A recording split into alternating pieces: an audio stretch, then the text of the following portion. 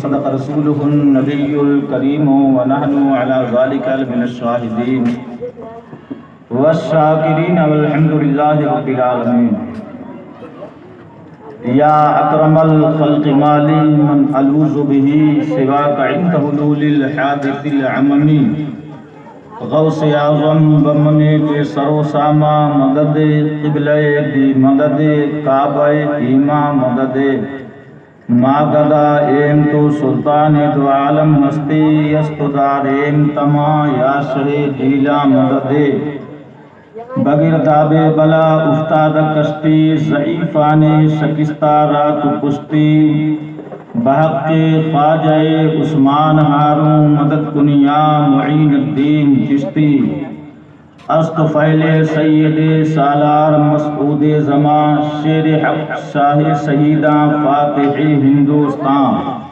فاتح یکیس دشمنا ہمارا خوشحال گردائے خدائے دو جہاں. مدح گوئے مصطفیٰ ہے مدح خانے اہل بیت. ان کی جن کی پاکی کا خدائے پاک کرتا ہے بیان. آیت تطہیر سے ظاہر شان اہل بیت دانے اہل بیت. سر کٹانا گھر لٹانا کوئی تجھ سے سیکھ جائے.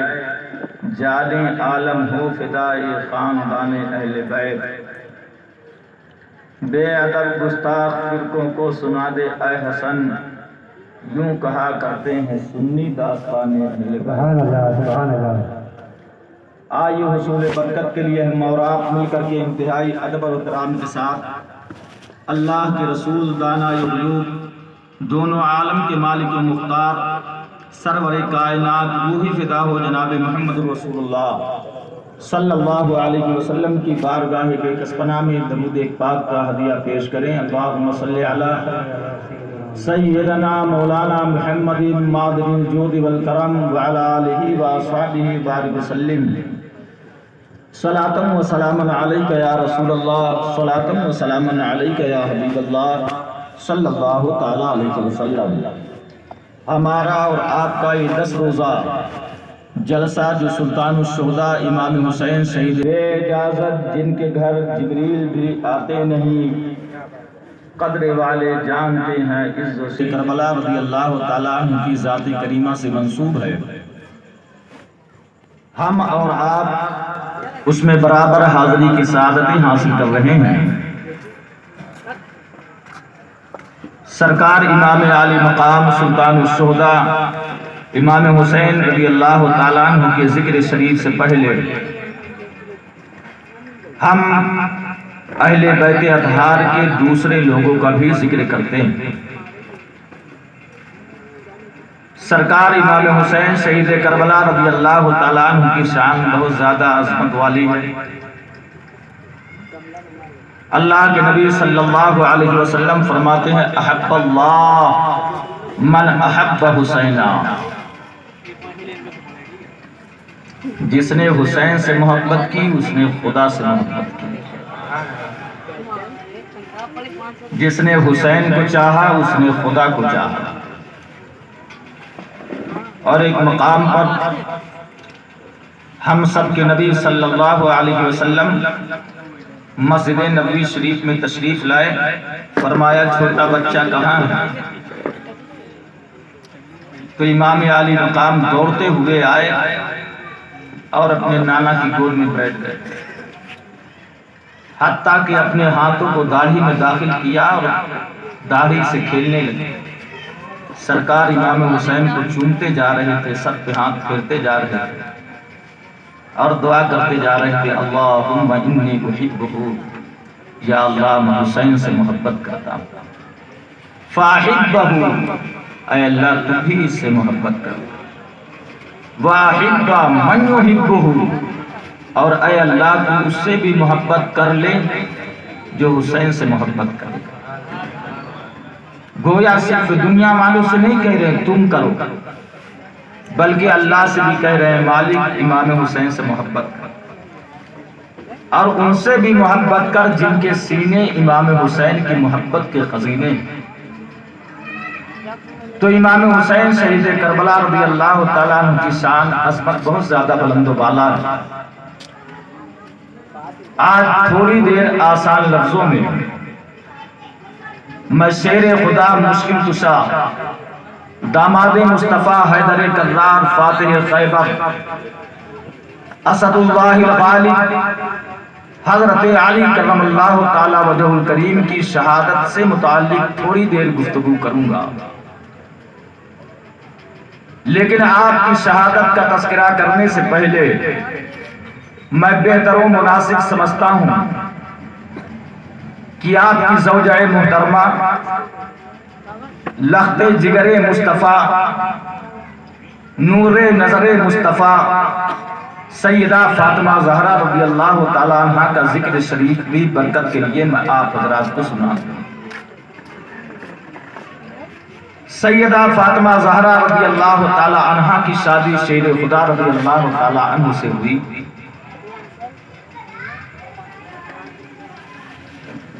آپ 4 بہنوں میں سب سے چھوٹی تھی، لیکن سب سے زیادہ اللہ کے نبی کو پیاری تھی۔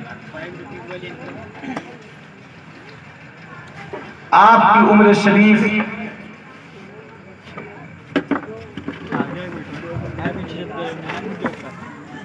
زیادہ سے زیادہ 27 سال، 25 سال، 23 سال، اس سے زیادہ آپ دنیا میں نہیں رہے۔ اس لیے کہ مورخین نے لکھا ہے کہ نبی کے اعلان نبوت کے 5 سال پہلے آپ پیدا ہوئے، اور اس حساب سے اگر دیکھا جائے تو سیدہ کی عمر 27 سال بنتی ہے۔ ایک روایت میں ہے کہ 39 سال کی عمر شریف میں آپ پیدا ہوئے۔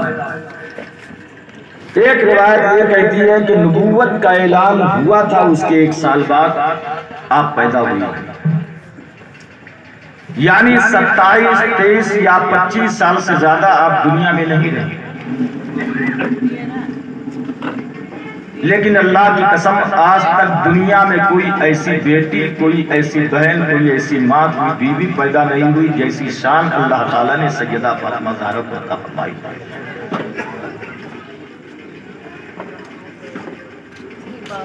سیدہ فاطمہ زہرا رضی اللہ تعالی عنہ کے تعلق سے نبی ارشاد فرماتے ہیں، فاطمہ بضعۃ منی، فاطمہ میرے گوشت کا ٹکڑا، فاطمہ میرے جسم کا حصہ، اغضبنی من اغضبہا، اللہ کے نبی ارشاد فرماتے ہیں کہ غضبناک کرتی ہے مجھ کو وہ چیز جو فاطمہ کو غضبناک کر دے۔ یریدنی ما ارابہا ویؤذینی ما اذاہا، اللہ کے نبی فرماتے ہیں کہ تکلیف دیتی ہے مجھ کو وہ چیز جو فاطمہ کو تکلیف دے، اور ناراض کرتی ہے مجھ کو وہ چیز جو فاطمہ زہرا کو ناراض کر دے۔ ایک اور مقام پر اللہ کے نبی ارشاد فرماتے ہیں کہ سیدہ کی شان اتنی زیادہ بلند ہے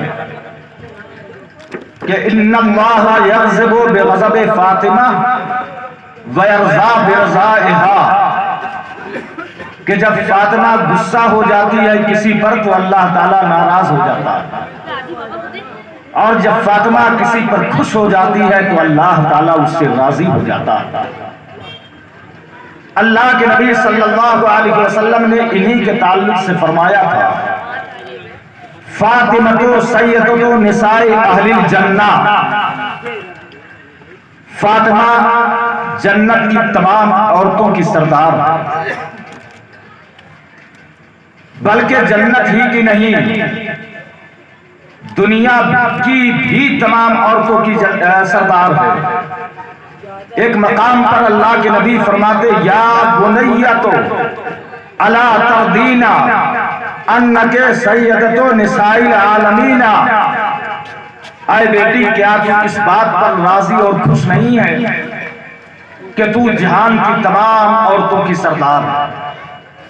تو سیدہ نے کہا، یا ابت فارن مریم، اے اللہ کے نبی تو مریم کا مقام کیا ہے؟ تو اللہ کے نبی فرماتے ہیں تلکا سیدۃ نساء عالمہا، مریم اپنے زمانے کی عورتوں کی سردار ہے، اور اے بیٹی تو تمام جہان کی عورتوں کی سردار ہے۔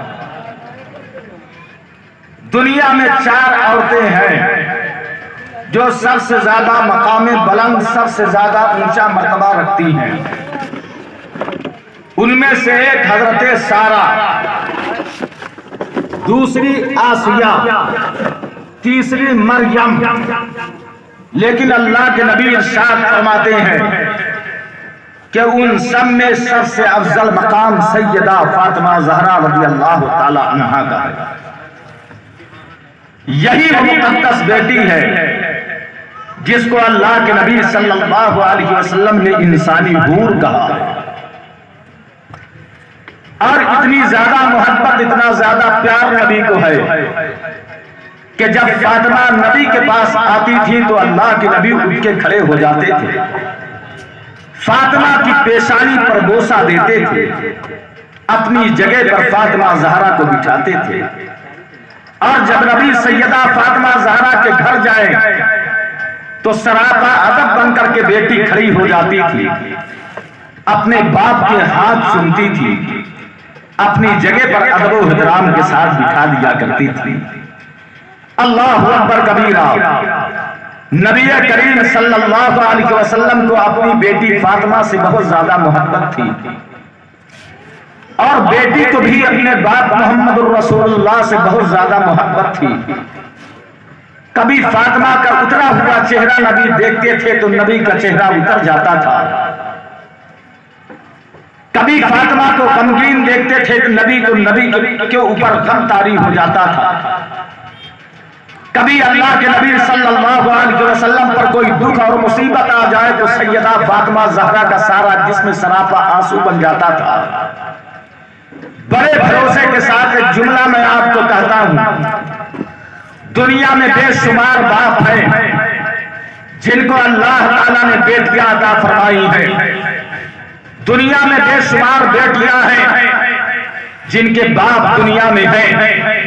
ہر بیٹی اپنے باپ سے بہت زیادہ محبت کرتی ہے، ہر باپ اپنی بیٹیوں کو بہت زیادہ چاہتا ہے، لیکن اللہ تعالیٰ کی قسم دنیا بھر کی بیٹیوں اور باپوں کی محبت ایک پلے میں رکھا جائے اور دوسرے پلے میں صرف اور صرف نبی اور فاطمہ کی محبت رکھا جائے، وہی پلہ بھاری ہوگا جس پلے میں محمد رسول اللہ سیدہ فاطمہ زہرا کی محبت ہے۔ پورے جہان کی محبت محمد عربی اور سیدہ فاطمہ زہرا کی محبت کا مقابلہ نہیں کر سکتے ہیں۔ اب یہ لخت جگر، نور نظر سیدہ فاطمہ زہرا رضی اللہ تعالی عنہا نبی کے گھر میں رہ رہی ہے، اللہ کے نبی صلی اللہ علیہ وسلم پرورش فرما رہے ہیں۔ فاطمہ کی ماں اور فاطمہ کے باپ دونوں ہیں اس فریضہ کو ادا کرنے والے۔ اللہ کے نبی صلی اللہ علیہ وسلم سیدہ خدیجہ الکبریٰ کا انتقال ہو گیا تھا، نبی نے اپنی بیٹی کو پالا، پوسا، تربیت دی، پڑھایا اور خوب اچھی پرورش فرمائی۔ اللہ تعالیٰ کی قسم کہتا ہوں کہ جب سیدہ فاطمہ زہرا رضی اللہ تعالیٰ عنہا کسی سے باتیں کرتی تھی تو ایسا معلوم پڑتا تھا جیسے محمد عربی باتیں کر رہے ہو، جب آپ چلتی تھی تو ایسا محسوس ہو رہا تھا جیسے نبی کریم صلی اللہ علیہ وسلم چل رہے ہو، جب آپ سونے کے لیے لیٹتی تھی تو ایسا معلوم پڑتا تھا جیسے محمد عربی صلی اللہ علیہ وسلم آرام فرما رہے ہو۔ گویا نبی کی چلتی پھرتی تصویر کا نام سیدہ فاطمہ زہرا ہے، اور اسی وجہ سے نبی نے کہا تھا فاطمہ میرے جسم کا ٹکڑا ہے، فاطمہ میرے گوشت کا حصہ ہے، فاطمہ میرے بدن کا ٹکڑا ہے۔ میں کہتا ہوں مسلمانوں، فاطمہ کو نبی نے اپنے جسم کا حصہ کہا ہے۔ دنیا میں بے شمار عورتیں پیدا ہوئی ہیں اسی دھرتی پر، کبھی آپ نے دیکھا ہوگا حضرت حوا آئی ہے، بڑا مقام ہے، حضرت سارہ ہے، بڑا مقام ہے، ہاجرہ ہے، بڑا مقام ہے، خدیجہ ہے، بڑا مقام ہے، عائشہ ہے، بڑا مقام ہے، صفیہ میمونہ ہے بڑا مقام ہے، زینب بنت جحش ہے بڑا مقام ہے، طلحہ اور زبیر کی ماں ہے بڑا مقام ہے، لیکن اللہ کی قسم جہان کی تمام عورتوں سے زیادہ مقام اور مرتبہ اگر اللہ نے کسی اپنی بندی کو فرمایا ہے تو کوئی اور بندی نہیں، اس بندی کا نام سیدہ فاطمہ زہرا ہے۔ کیوں؟ اس لیے کہ اس فاطمہ کو نبی نے اپنے جسم کا حصہ کہا ہے، جیسے نبی لاجواب ہے، نبی کا جسم لاجواب ہے، جیسے نبی کے جسم کا جواب نہیں ہو سکتا ہے، اسی طرح فاطمہ نبی کے جسم کا ٹکڑا ہے، جب نبی کا جواب نہیں ہے تو نبی کے جسم کا ٹکڑا سیدہ فاطمہ زہرا ہو سکتا ہے۔ نعرہ رسالت، نعرہ رسالت، علماء اہل سنت، شہیدان کربلا، نعرہ تکبیر، نعرہ رسالت، سبحان اللہ کبیرہ۔ اللہ کے نبی صلی اللہ علیہ وسلم کی بے مثل شہزادی کا نام سیدہ فاطمہ زہرا ہے۔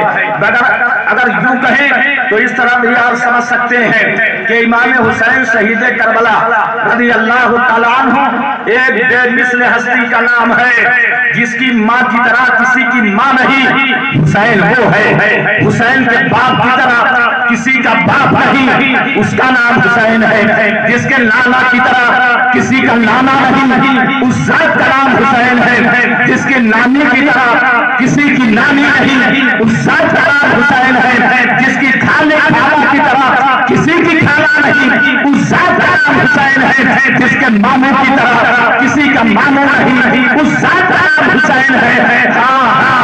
اس کی ماں فاطمہ ہے جس کی طرح کوئی نہیں ہے، اس کا باپ شیر خدا ہے جس کی طرح کوئی نہیں ہے، جن کے نانا محمد علی ہے ان کی طرح کوئی نہیں ہے، ان کی نانی خدیجہ ہے ان کی طرح کوئی نہیں ہے، ان کی خالہ کلثوم اور زینب ہے ان کی طرح کوئی نہیں ہے، ان کے ماموں طیب اور طاہر ہے ان کی طرح کوئی نہیں ہے۔ گویا ماں بے مثال، باپ بے مثال، نانا بے مثال، ماموں بے مثال، چچا بے مثال، بے مثال ہستیوں کی اولاد حسین بے مثال ہے، حسن بے مثال ہے۔ ابھی تعالیٰ حضرت کہتے ہیں کیا بات رضا اس چمنستان کرم کی زہرا کلی جس پہ حسین اور نعرہ تکبیر، نعرہ رسالت، شہیدان کربلا، نعرہ تکبیر، نعرہ رسالت، سبحان اللہ سبحان اللہ۔ زہرا ہے کلی جس میں حسین اور حسن پھول۔ اللہ کے نبی صلی اللہ علیہ وسلم اپنی بیٹی کی پرورش فرما رہے ہیں اور ارشاد فرما رہے ہیں کہ دیکھو اگر محمد کا مکھڑا دیکھنا ہو اللہ اللہ تو کوئی عورت جائے اور میری بیٹی سیدہ فاطمہ زہرا کا مکھڑا دیکھ لے۔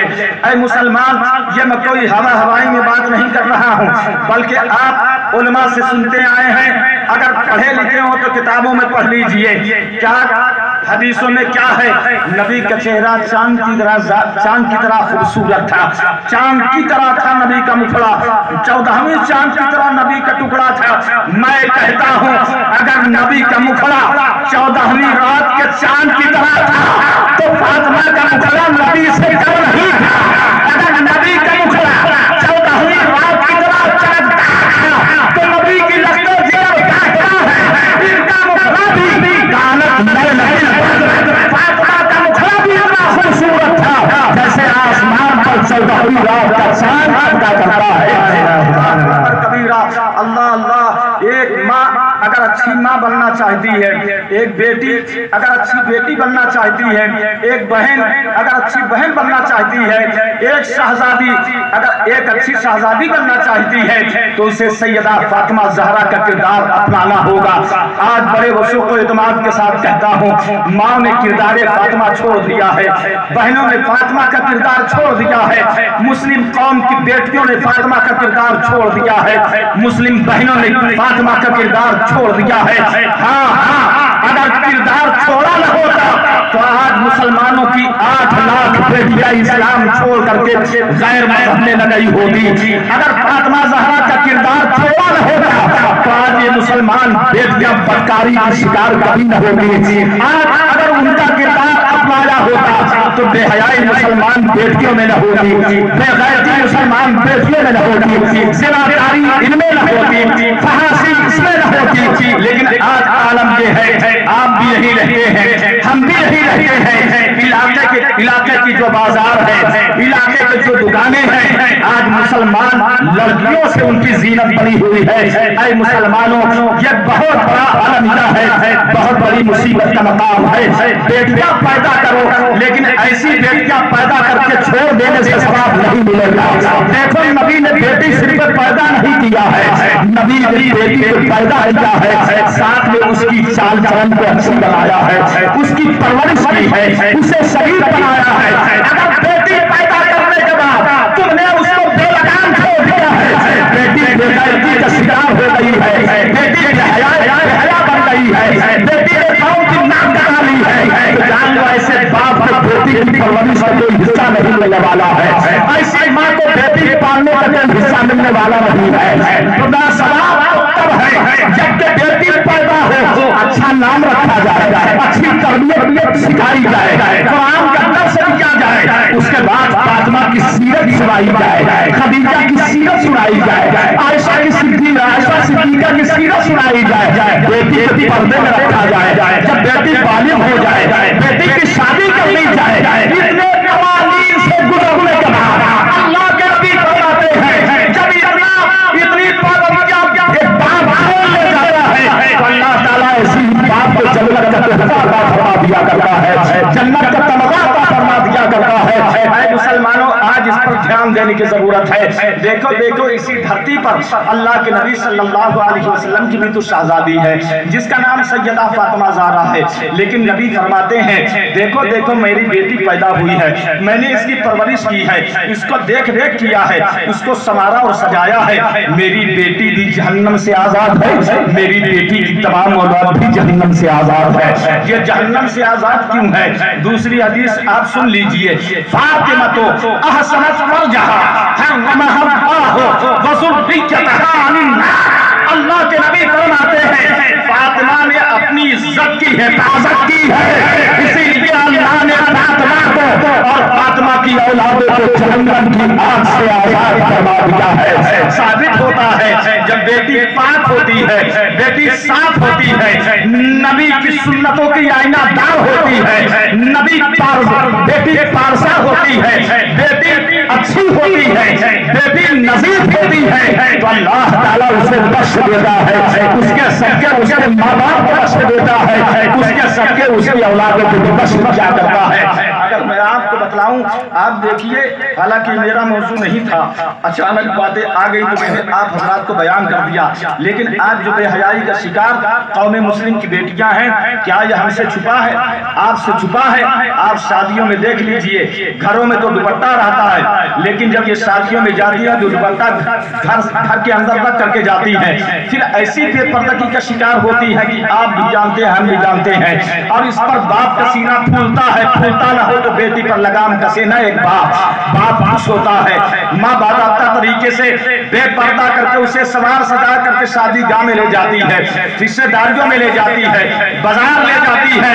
اے ماں، تو نے فاطمہ کی ہسٹری کو فراموش کر دیا ہے، نبی کا دستور حیات تو بھول گئی ہے۔ اگر نبی کا دستور تجھے یاد ہوتا، فاطمہ کی سیرت یاد ہوتی، تو کبھی اپنی بیٹی کو بے پردہ تو بازار میں جانے نہ دیتی، کبھی اپنی بیٹی کو بے پردہ ہو کر کے شادی ہال میں جانے کی تیری اجازت نہ ہوتی۔ اللہ تعالیٰ کی قسم، میری مخدومہ، آپ کی مخدومہ سیدہ فاطمہ زہرا کو دیکھیے، کسی کا قدم پڑے، کسی کی نگاہ پڑے، کسی کی کیا مجال ہے؟ بتائیے، بیٹے سے ماں کا کوئی پردہ ہے؟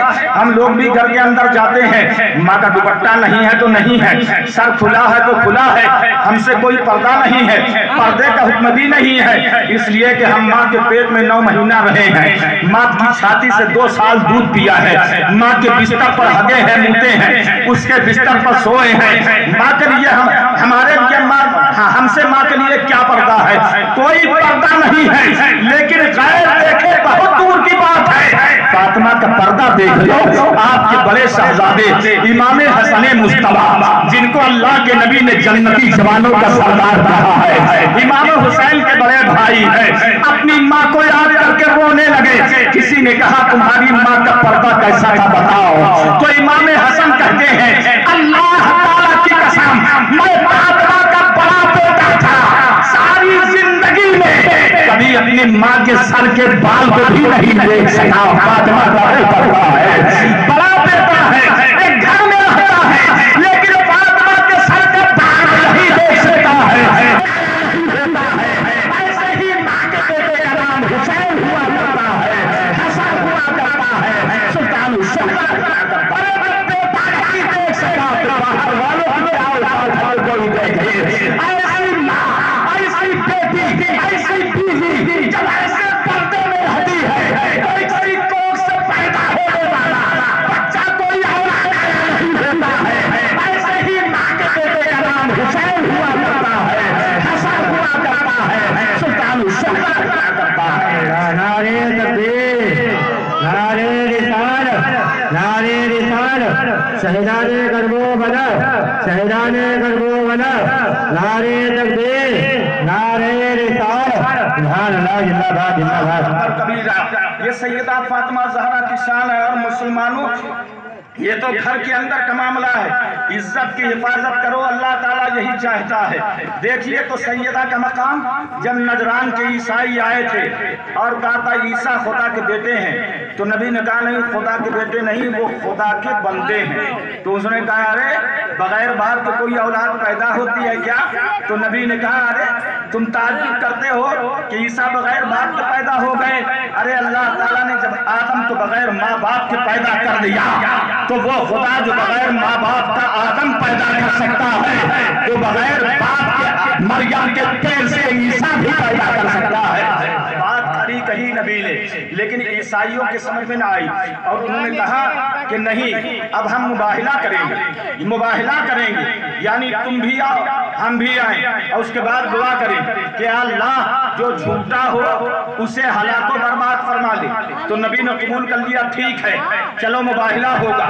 قرآن میں ہے ندعو ابنانا وابناکم ونسانا ونساکم وانفسکم, لاؤ تم اپنے بیٹوں کو, لاؤ تم اپنی بیویوں کو, ہم بھی لاتے اپنے بیٹوں کو, ہم بھی لاتے اپنی بیویوں کو, لاؤ تم اپنے گھر والوں کو, ہم بھی لاتے اپنے گھر والوں کو, آؤ سامنے مباہلہ ہو جاتا ہے. کہتے عیسائی آئے, میدان میں کھڑے ہو گئے. جیسے ہی عیسائی میدان میں کھڑے ہو گئے, اب نبی اپنے گھر سے نکلے تو مباہلہ کے لیے جن لوگوں کو چنا تھا وہ کوئی اور نہیں تھے, امام حسن کو, امام حسن کی انگلی تھامی تھی نبی نے, حضرت امام حسین کو اپنی گود میں اٹھا رکھا تھا. نبی کے گود میں حسین ہے, نبی کی انگلی میں حسن ہے, نبی کے پیچھے فاطمہ ہے, فاطمہ کے پیچھے علی ہے, مباہلہ کے لیے جا رہے ہیں. اور پردہ ایسا شاندار کہ آگے نبی ہے, پیچھے علی ہے, بیچ میں فاطمہ ہے. جہاں نبی کا قدم پڑتا ہے وہیں فاطمہ قدم رکھتی ہے, اور جہاں فاطمہ کا قدم پڑتا ہے وہیں علی قدم رکھ دیتے ہیں. کیوں؟ فاطمہ اتنی پاک باز ہے تاکہ فاطمہ کا نقش قدم نہ زمین دیکھ سکے نہ آسمان دیکھ سکے.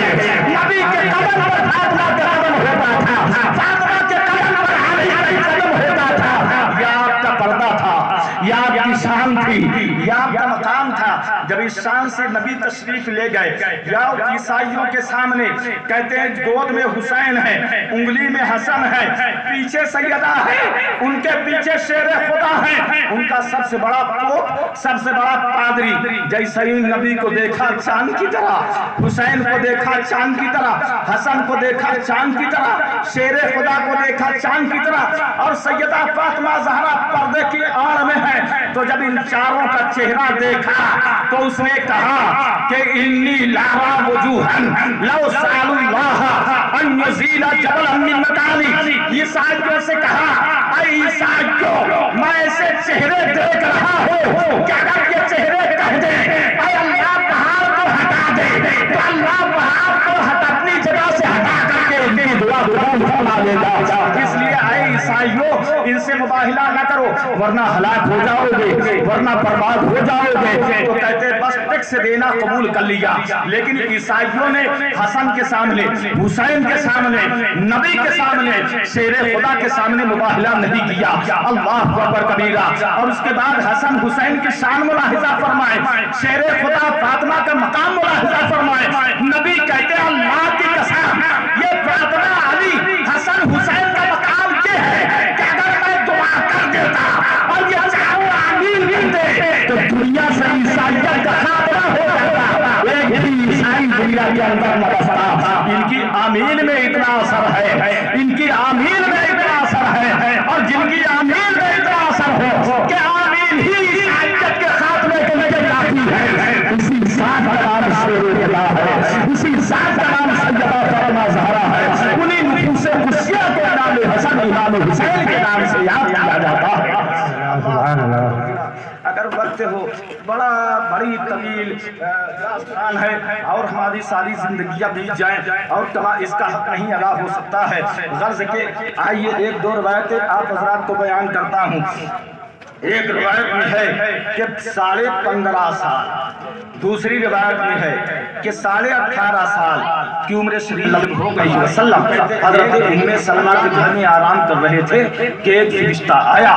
ایسا فرشتہ تھا جس کے 20 سر تھے، ہر سر کے منہ میں ہزار زبانیں تھی، اور وہ ہر زبان سے اللہ اللہ اللہ اللہ کہہ رہا تھا۔ نبی نے سمجھا یہ جبرائیل ہیں، فرمایا اے جبرائیل یہ صورت بدل کے آج کیسے آ گئے؟ تو فرشتہ کہتا ہے یا رسول اللہ میں جبرائیل نہیں ہوں، میں زرزائیل ہوں، اللہ کے پاس سے آیا ہوں نور کی شادی نور سے کرانے کے لیے۔ تو نبی نے کہا صاف صاف بتاؤ کس نور کی شادی کس نور سے کرانے کے لیے آئے ہو؟ تو وہ کہتا ہے یا رسول اللہ تعالیٰ نے بھیجا ہے تاکہ میں آپ کی بیٹی سیدہ فاطمہ زہرا کی شادی آپ کے چچیرے بھائی حضرت علی کرم اللہ تعالیٰ وجہہ کریم سے کر دو۔ اللہ کا یہ پیغام ملتے ہی اللہ کے نبی صلی اللہ علیہ وسلم تشریف لائے مجمع صحابہ میں، اور 400 مسقال چاندی یعنی 160 روپے چاندی کے سکے کے برابر آپ نے سیدہ فاطمہ زہرا رضی اللہ تعالیٰ عنہ کا مہر باندھا۔ اللہ اکبر کبیرہ۔ اور اس کے بعد آپ کی شادی ہو گئی۔ روایت کے اندر ہے شادی تو ہو گئی، لیکن ایک مرتبہ سیدہ فاطمہ زہرا رضی اللہ تعالیٰ عنہ جب وصال فرمانے کا وقت ہوا تو شیر خدا رضی اللہ تعالیٰ عنہ نے کہا کہ نبی کے پاس جانا تو نبی سے میرا سلام عرض کرنا۔ تو سیدہ فاطمہ زہرا نے بھی کہا کہ میرے انتقال کے بعد میرا ایک کام کر دینا۔ تو شیر خدا نے کہا وہ کام کیا ہے؟ تو سیدہ نے کہا کہ مکان کے فلا گوشے یعنی کونے میں کاغذ کا ایک ٹکڑا رکھا ہوا ہے، اسے نکال کر میرے کفن میں رکھ دینا اور اسے کھول کر کے پڑھنا نہیں اور مجھے سپرد خاک کر دینا۔ سیدہ فاطمہ زہرا سے شیر خدا نے کہا میں تمہیں نبی کا واسطہ خدا کا واسطہ دیتا ہوں، بتاؤ اس پرچے پر کیا لکھا ہوا ہے؟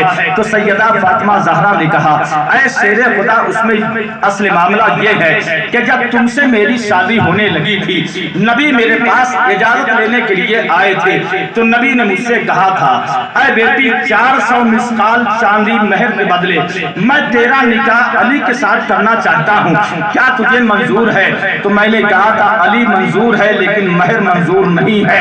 اتنے میں جبرائیل آسمان سے اتر آئے اور کہا یا رسول اللہ تعالیٰ فرماتا ہے کہ فاطمہ کو کہہ دو راضی ہو جائے، فاطمہ کا مہر میں نے جنت اور اس کی تمام نعمتیں مقرر کر دی ہیں، لیکن میں اس وقت بھی راضی نہ ہوئی۔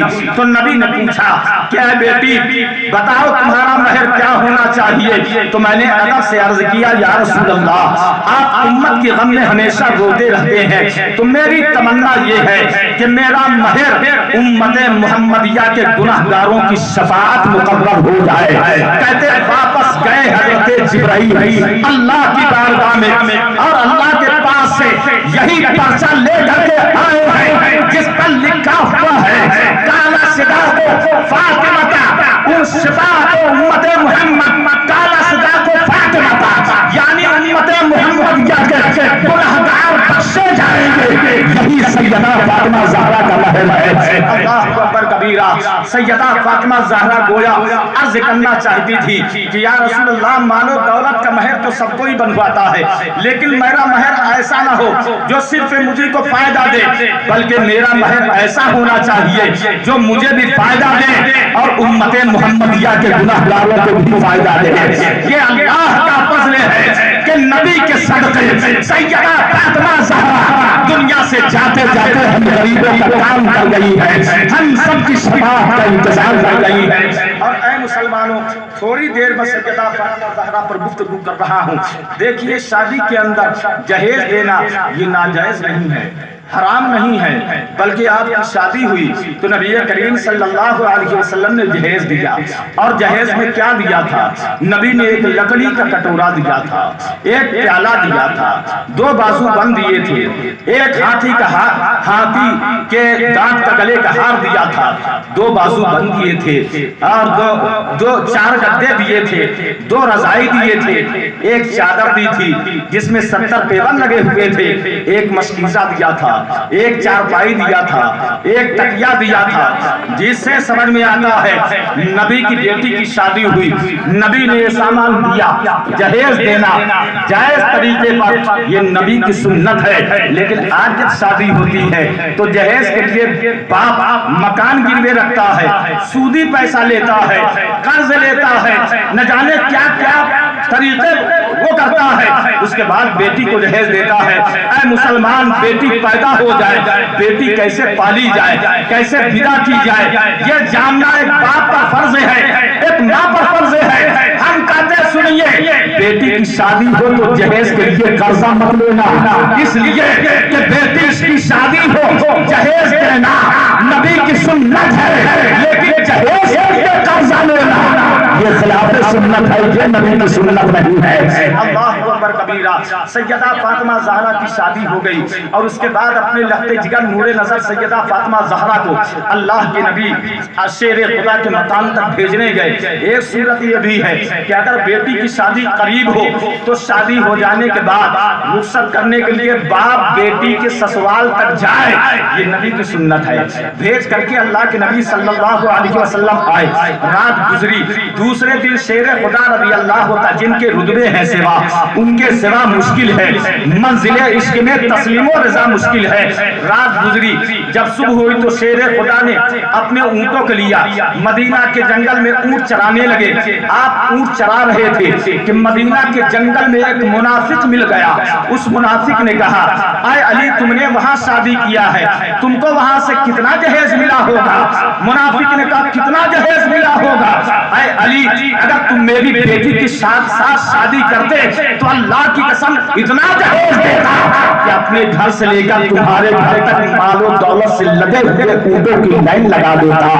اب شیر خدا نے کہا، اے منافق سن، یہ شادی نہ تدبیر سے ہوئی ہے نہ تقدیر سے ہوئی ہے، بلکہ الحکم للہ العلی الکبیر، اللہ کی مرضی سے ہوئی ہے۔ اور دیکھ لے یہودی منافق کہ ہماری نظر دنیا کے مال و منال پر نہیں ہوتی ہے، ہماری نظر اللہ اور اس کے رسول کی خوشی پر ہوتی ہے۔ ہماری عزت دنیا کے مال و منال سیم و زر کی وجہ سے نہیں ہے، بلکہ ہماری عزت اللہ رسول کے کرم سے ہے۔ جب اس طرح منافق کو شیر خدا نے جواب دیا تو اسی وقت غیب سے آواز آتی ہے، اے شیر خدا اپنے سر کو آسمان کی طرف اٹھاؤ اور اس منافق کو کہہ دو کہ آسمان کی طرف سر اٹھائے۔ اب شیر خدا نے آسمان کی طرف سر اٹھایا، منافق نے بھی اپنا سر آسمان کی طرف دیکھا تو شیر خدا اور اس منافق نے کیا دیکھا؟ زمین سے لے کر آسمان تک سارا میدان یہ جنتی اونٹوں سے بھرا ہے، ہر اونٹ پر مال و دولت لگا ہوا ہے، اور ایسے آواز آ رہی ہے، آزاد جہاز فاطمہ، یہ فاطمہ زہرا کا جہیز ہے، یہ سیدہ فاطمہ زہرا کا جہیز ہے۔ اللہ اکبر کبیرہ رب کی محبوب بندی کا نام سیدہ فاطمہ زہرا ہے۔ منافق اگر کوئی ان کی شان میں نقص نکالتا ہے تو اس کا جواب خدائے بزرگ پر عطا فرما دیتا ہے۔ جب یہ معاملہ دیکھ چکے تو سیدنا شیر خدا فرماتے ہیں اے منافق آ ذرا گھر چل، میں تجھے وہ جہیز دکھاتا ہوں جو اللہ کے نبی نے اپنی بیٹی کو دیا ہے۔ کہتے ہیں کہ منافق شیر خدا کے ساتھ جا رہا تھا، مدینہ کے جنگل کا معاملہ تھا اور سیدہ فاطمہ زہرا مکان کے اندر تھی۔ آج لوگ کہتے ہیں نبی کو پیٹ کے پیچھے کی خبر نہیں ہے، دیکھو سیدہ مکان کے اندر تھی۔ شیر خدا اور منافق کا معاملہ وہ جنگل کے اندر ہوا تھا، لیکن جیسے ہی شیر خدا منافق کو لے کر کے اپنے مکان کے دروازے پر پہنچتے ہی ہیں کہ سیدہ فرماتی ہیں اے شیر خدا تم بتاؤ گے کہ میں بتا دوں؟ تم بتاتے ہو کہ میں بتا دوں؟ شیر خدا نے کہا کیا بتاتی ہو تم، بتا دو کیا بتاتی، کام آپ بتا دو کیا بتاؤ گی؟ تو شیر خدا کی اہلیہ نے کہا سیدہ فاطمہ نے کہ اے شیر خدا جو منافق کو ذلیل کرنے کے لیے غیبی جہیز تم نے دیکھا ہے اس کی خبر تم بتاتے ہو کہ میں بتا دوں؟ اللہ اکبر، اتنا سننا تھا وہ منافق ذلیل و خوار ہو کر کے وہاں سے بھاگ جاتا ہے۔ یہ معاملہ جنگل میں ہوا تھا، سیدہ اپنے مکان کے آنگن میں بیٹھے بیٹھے شیر خدا جنگل میں کیا دیکھ رہے ہیں؟ نبی کی بیٹی دیکھ رہی تھی، تو گویا جب بیٹی علی ہے تو ان کے باپ محمد رسول اللہ اسے غیردار ہو گئے۔ سچ کہا اللہ حضرت نے اور وہی قید کیا تم سے نہا ہو بھلا جب نہ خدا ہی چھپا تم پہ کروڑوں کبیرہ۔ اسی طریقے سے آپ دیکھیے ایک روایت اور یاد آ گئی، میں تھوڑی دیر بیان کرتا چلوں۔ ایک مرتبہ اللہ کے نبی صلی اللہ علیہ وسلم صحابہ کے بیچ میں بیٹھے ہوئے ہیں، ارشاد فرما رہے ہیں، جہیز کی بات چل رہی ہے، ارشاد فرما رہے ہیں کہ دیکھو سلیمان علیہ السلام نے اپنی بیٹی کو شاندار جہیز دیا تھا اور ایسا تاج دیا تھا جس میں 700 سچے نگینے جڑے ہوئے تھے۔ نبی شیر خدا اسی مجلس میں تھے، جب فاطمہ کے پاس آئے تو کہا کہ نبی نے کہا کہ سلیمان علیہ السلام نے بیٹی کو بہت جہیز دیا، اپنے داماد کو ایسا تاج دیا جس میں 700 سچے نگینے جڑے ہوئے تھے۔ سیدہ فاطمہ زہرا کے دل میں خیال آیا کہ کہیں شیر خدا یہ نہ سوچ لے کہ سلیمان کو اپنی بیٹی کو اتنا شاندار جہیز دے اور محمد عربی جو نبیوں کے امام ہے اپنی بیٹی کو اتنا تھوڑا سا جہیز دیا ہے۔ دل کی بات دل ہی میں رکھا، کسی سے بیان نہیں کیا۔ کہتے کچھ دنوں کے بعد شیر خدا نے خواب میں دیکھا گویا جنت سامنے ہے، جنت کے بیچوں بیچ ایک نورانی تخت بچھا ہوا ہے، ہیرے جواہرات سے وہ تخت سجا ہوا ہے، اس پر سیدہ فاطمہ زہرا بیٹھی ہوئی ہے، دائیں بائیں حوریں کھڑی ہیں، انہی حوروں کے جھرمٹ میں ایک خوبصورت شہزادی بھی کھڑی ہے، اب ہاتھ باندھے سیدہ فاطمہ زہرا کے سامنے۔ تو شیر خدا خوابی میں پوچھتے ہیں اے سیدہ حوروں کے جھرمٹ میں یہ تمہارے سامنے جو شہزادی کھڑی ہے یہ کون ہے؟ سیدہ فاطمہ زہرا کہتی ہے اے شیر خدا یہ سلیمان علیہ السلام کی وہی بیٹی ہے جن کا تذکرہ نبی نے تم سے کیا تھا اور تم نے مجھ سے کیا تھا۔ آج سلیمان کی اسی بیٹی کو اللہ نے فاطمہ کی خادمہ بنا کر کے سامنے کھڑا کر دیا تاکہ تم جان جاؤ اللہ کے نزدیک سیدہ فاطمہ زہرا کا مقام کتنا زیادہ بلند و بالا ہے۔ اور اے شیر خدا تم نے یہ کہا تھا کہ سلیمان علیہ السلام نے اپنے داماد کو ایک تاج پہنایا تھا، تو اے شیر خدا سنو، لواء الحمد قیامت کے میدان میں تمہارے ہاتھ میں ہوگا، اور لواء الحمد وہ جھنڈا ہے جو اللہ کے نبی کے لیے خاص ہے۔ اور لواء الحمد کیا ہے؟ حدیث کے اندر ہے یہ ایک جھنڈا ہے، لواء الحمد اتنا بڑا جھنڈا ہے کہ اگر 1000 سال تک ایک تیز رفتار گھوڑا دوڑے تو اسی جھنڈے پر دوڑتا رہے۔ اس کا قبضہ چاندی کا ہے، اس کا نشان یاقوت سرخ کا ہے، اور اس پر ہر ایک کلر کا نشان بنا ہوا ہے، اور اس پر جلی حرفوں پر جھنڈے پر لکھا ہوا ہے بسم اللہ الرحمن الرحیم الحمدللہ رب العالمین الرحمن الرحیم لا الہ الا اللہ محمد رسول اللہ، اس جھنڈے پر لکھا ہوا ہے۔ تو سیدہ فاطمہ زہرا فرماتی ہیں کہ جب محشر کا دن ہوگا منادی ندا کرے گا کہ محمد تو اللہ کے نبی آگے بڑھیں گے اور اسی جھنڈے کے نیچے آدم علیہ السلام سے لے کر عیسیٰ علیہ السلام تک تمام نبی اور رسول اسی جھنڈے کے نیچے ہوں گے. تمام صدیقین، تمام شہداء، تمام صالحین اسی جھنڈے کے نیچے ہوں گے. تمام ولی اسی جھنڈے کے نیچے ہوں گے. اب نبی اپنے سر پر ایک نورانی تاج لگائیں گے. پھر نبی قرآن پر بیٹھیں گے. پھر جتنے نبی ہوں گے سب اپنے سر پر تاج رکھیں گے. قرآن پر سب سلام ہوں گے. جب یہ قافلہ محشر کے میدان سے جنت کی طرف جا رہا ہوگا تو اس وقت نبی کہیں گے اے علی بن ابی طالب، علی بن ابی طالب کہاں ہے؟ پھر آپ نبی کی بارگاہ میں پیش کیے جاؤ گے. پھر وہی جھنڈا جس کے نیچے تمام نبی ہوں گے، تمام صدیقین، شہداء، صالحین ہوں گے، وہی جھنڈا اے علی کے مرزا نبی تم کو عطا فرمائیں گے. اور وہ جھنڈا تم نورانی قافلہ کے آگے آگے لے کر کے رہو گے حتیٰ کہ تم بہشت بری علی جنت کے اندر داخل ہو جاؤ گے. اس وقت نبی نے کہا کرے گا اے شیرہ قرآن بتاؤ کہ سلیمان علیہ السلام کے داماد کا وہ تاج بہتر ہے یا یہ جھنڈے کا جھنڈا بہتر ہے جس کے نیچے نبی ہے، صدیق ہے، شہداء ہے، صالحین ہے. منزل عشق میں تسلیم و رضا مشکل ہے، جن کے رتبے ہے سوا ان کے سوا مشکل ہے. اللہ درود پاک پڑھیں. اللہم صلی علی سیدنا مولانا محمد مادر الجود والکرم وعلى آلہ واصحابہ وبارک وسلم. صلاۃ و سلام علیک یا رسول اللہ صلی اللہ علیہ وسلم. وقت گزرتا گیا، زندگی بیتتی گئی. سیدہ فاطمہ زہرا کو اللہ تعالیٰ نے 3 بیٹے عطا فرمائے، 3 بیٹیاں عطا فرمائی. حسن، حسین، محسن، زینب، کلثوم، رقیہ. 3 بیٹے 3 بیٹیاں عطا فرمائی. اور پھر ایک وقت وہ آیا کہ اللہ کے نبی صلی اللہ علیہ وسلم کا وصال ہو گیا، نبی کا انتقال ہو گیا. نبی کی آنکھیں بند ہو گئی. ایسے آئے ہیں نبی کے مدینہ والوں نے سمجھ لیا جیسے قیامت آ گئی ہے. اللہ اکبر. جب نبی نے انتقال کیا تو لگتا تھا قیامت، مدینہ میں قیامت آ گئی ہے. جس دن امام حسین مدینہ سے رخصت ہوئے مدینہ والوں کو لگتا ہے قیامت آ گئی ہے. جس دن امام حسین کا لوٹا ہوا قافلہ مدینے میں داخل ہوا تھا مدینے والے ایسے بے چین تھے گویا ان پر قیامت آ گئی ہے. نبی کا انتقال ہوا تو ہر آنکھ رو رہی تھی، ہر گھر کے اندر بے چینی بے قراری تھی. عائشہ صدیقہ رضی اللہ تعالی عنہا رات بھر نبی کی قبر شریف پر بیٹھ کر کے آنسو بہایا کرتی تھی. سارے صحابہ رویا کرتے تھے. سب کا غم اپنی جگہ ہے، لیکن نبی کے وصال پر جو سیدہ فاطمہ زہرا کو غم ہوا وہ کسی کو غم نہیں ہوا.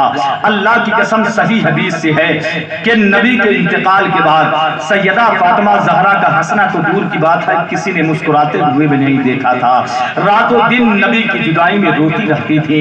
جب ایک دن شیر خدا رضی اللہ تعالیٰ نے دیکھا کہ یہ روتی رہتی ہیں تو سیدہ سے کہا کہ آج رات چلنا نبی محترم صلی اللہ علیہ وسلم کی قبر کی زیارت کرنے کے لیے، ہو سکتا ہے تمہارے دل کو سکون آ جائے. سارا مدینہ سو گیا. رات کے سناٹے میں شیر خدا نے سیدہ فاطمہ زہرا کو لیا اور گنبد خضرا اس وقت نہیں حجرہ عائشہ کی طرف بڑھے. اللہ اللہ. جیسے ہی نبی کریم صلی اللہ علیہ وسلم کی تربت شریف پر سیدہ فاطمہ زہرا کی نظر پڑتی ہے تو بے ساختہ ایک چیخ مارتی ہے سیدہ فاطمہ زہرا اور کہتی ہے یا خیر خلق اللہ ما لک للتراب. اے میرے ابا آپ کو مٹی سے کیا واسطہ ہے؟ یہ مٹی ہے، آپ تو اللہ کے نور سے پیدا ہوئے ہیں. اس کے بعد روتے روتے گھٹنے کے بل سیدہ فاطمہ زہرا نبی کی قبر شریف کے پاس بیٹھ گئی اور بے قراری کے عالم میں آنسوؤں کی چھاؤں میں نبی کی تربت سے تھوڑی سی مٹی اٹھاتی ہے اور اسے اپنی آنکھوں سے سیدہ لگاتی ہے اور اسے اپنی ناکوں سے لگاتی ہے. روتے ہوئے کہتی ہے ماذا علی من شمت تربت احمدہ اللہ یشم مد الزمان یا غوالیا.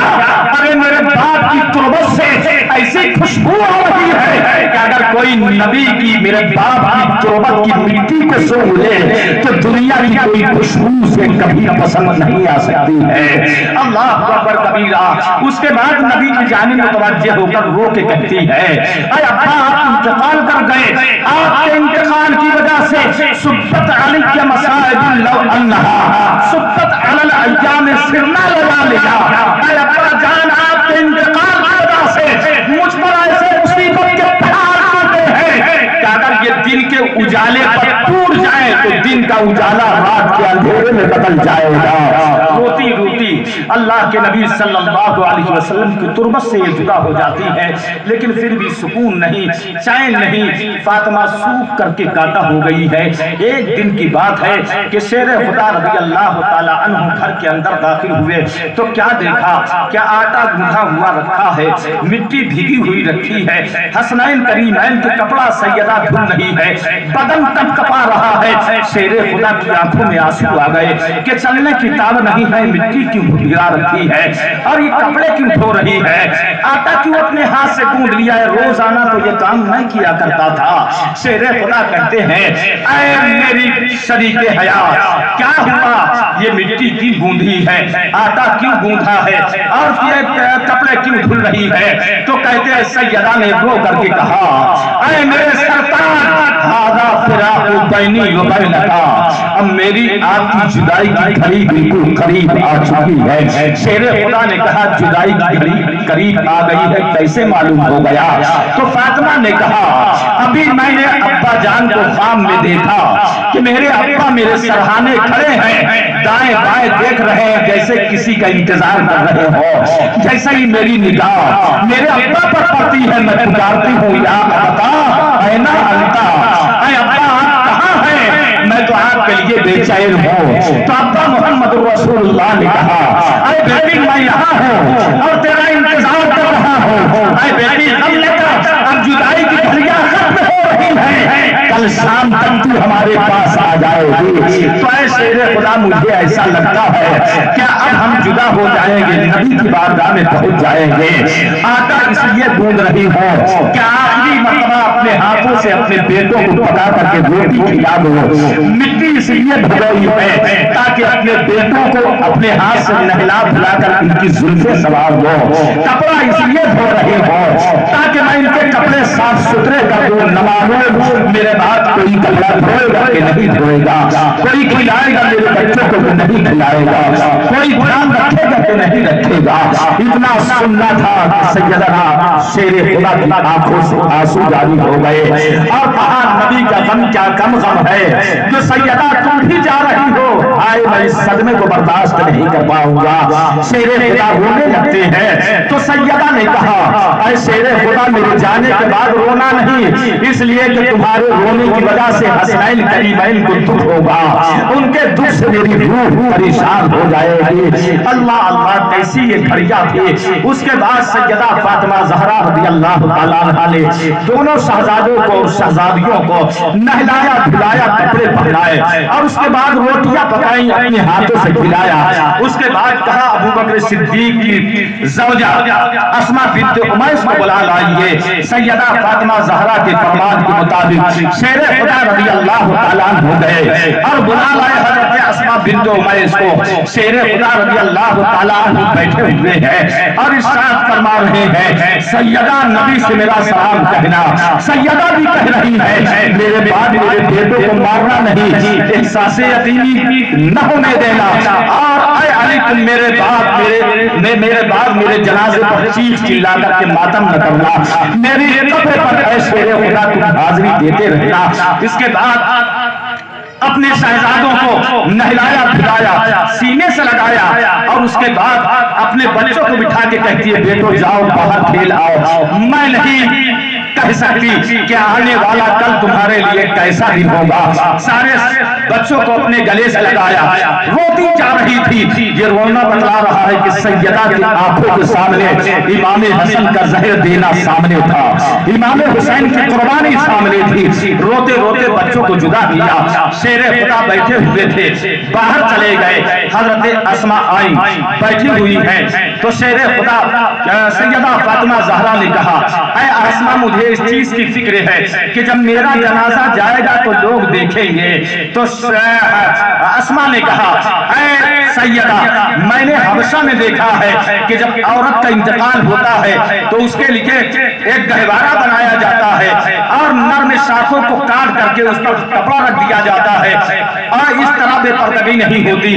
سیدہ نے پھر وہ گہوارہ بنایا اور اسے پسند فرمایا اور اس کے بعد فرمایا اسی گہوارے میں میرا جنازہ اٹھایا جائے، رات میں میرا جنازہ اٹھایا جائے، میرے جنازے میں زیادہ آدمی نہ شریک کیے جائے۔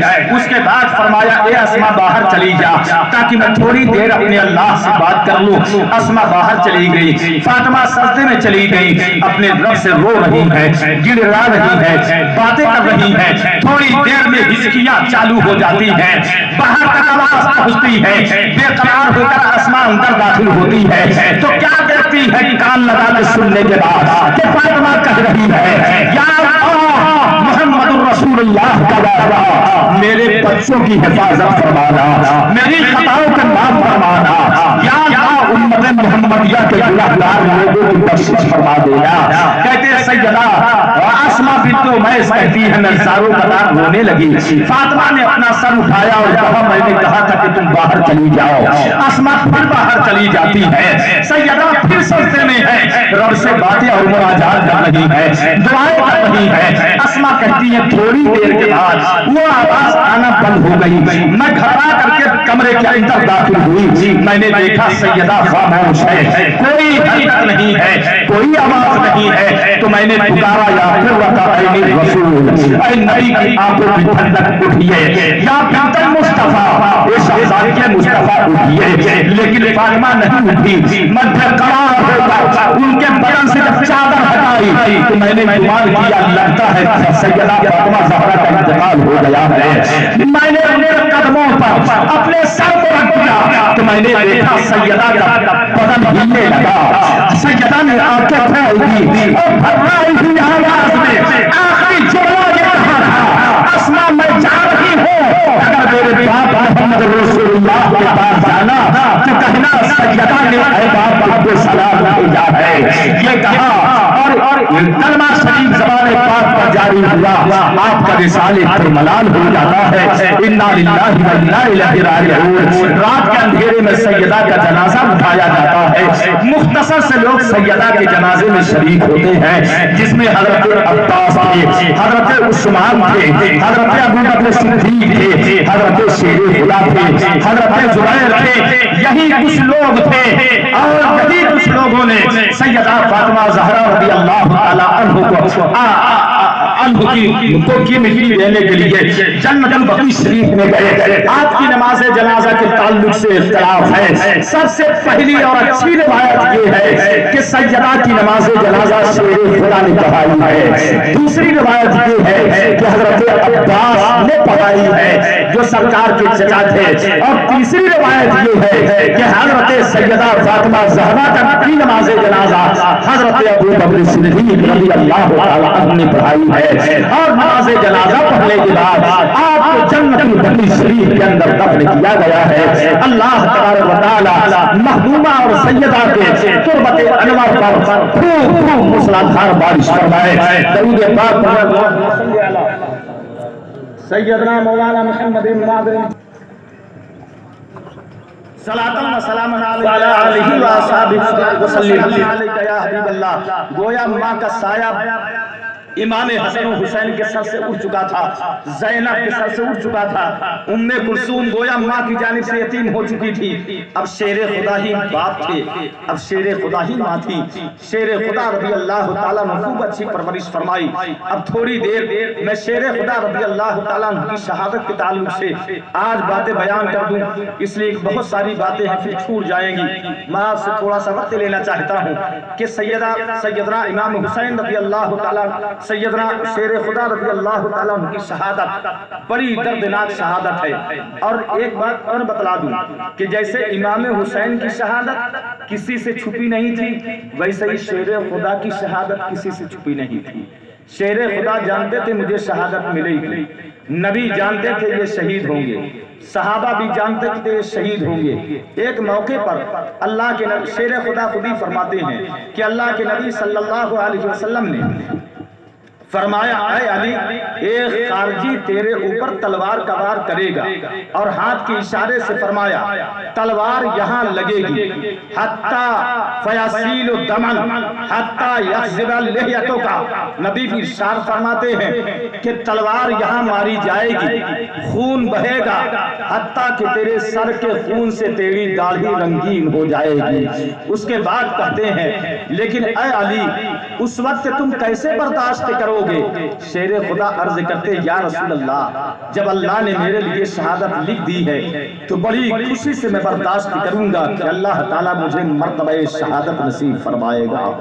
پہلی حدیث ہے۔ دوسری حدیث یہ ہے کہ شیر خدا نبی کی حیاتی ظاہری میں ایک مرتبہ بیمار ہو گئے، اتنا بیمار ہوئے کہ لگتا تھا اسی میں ان کا انتقال ہو جائے گا۔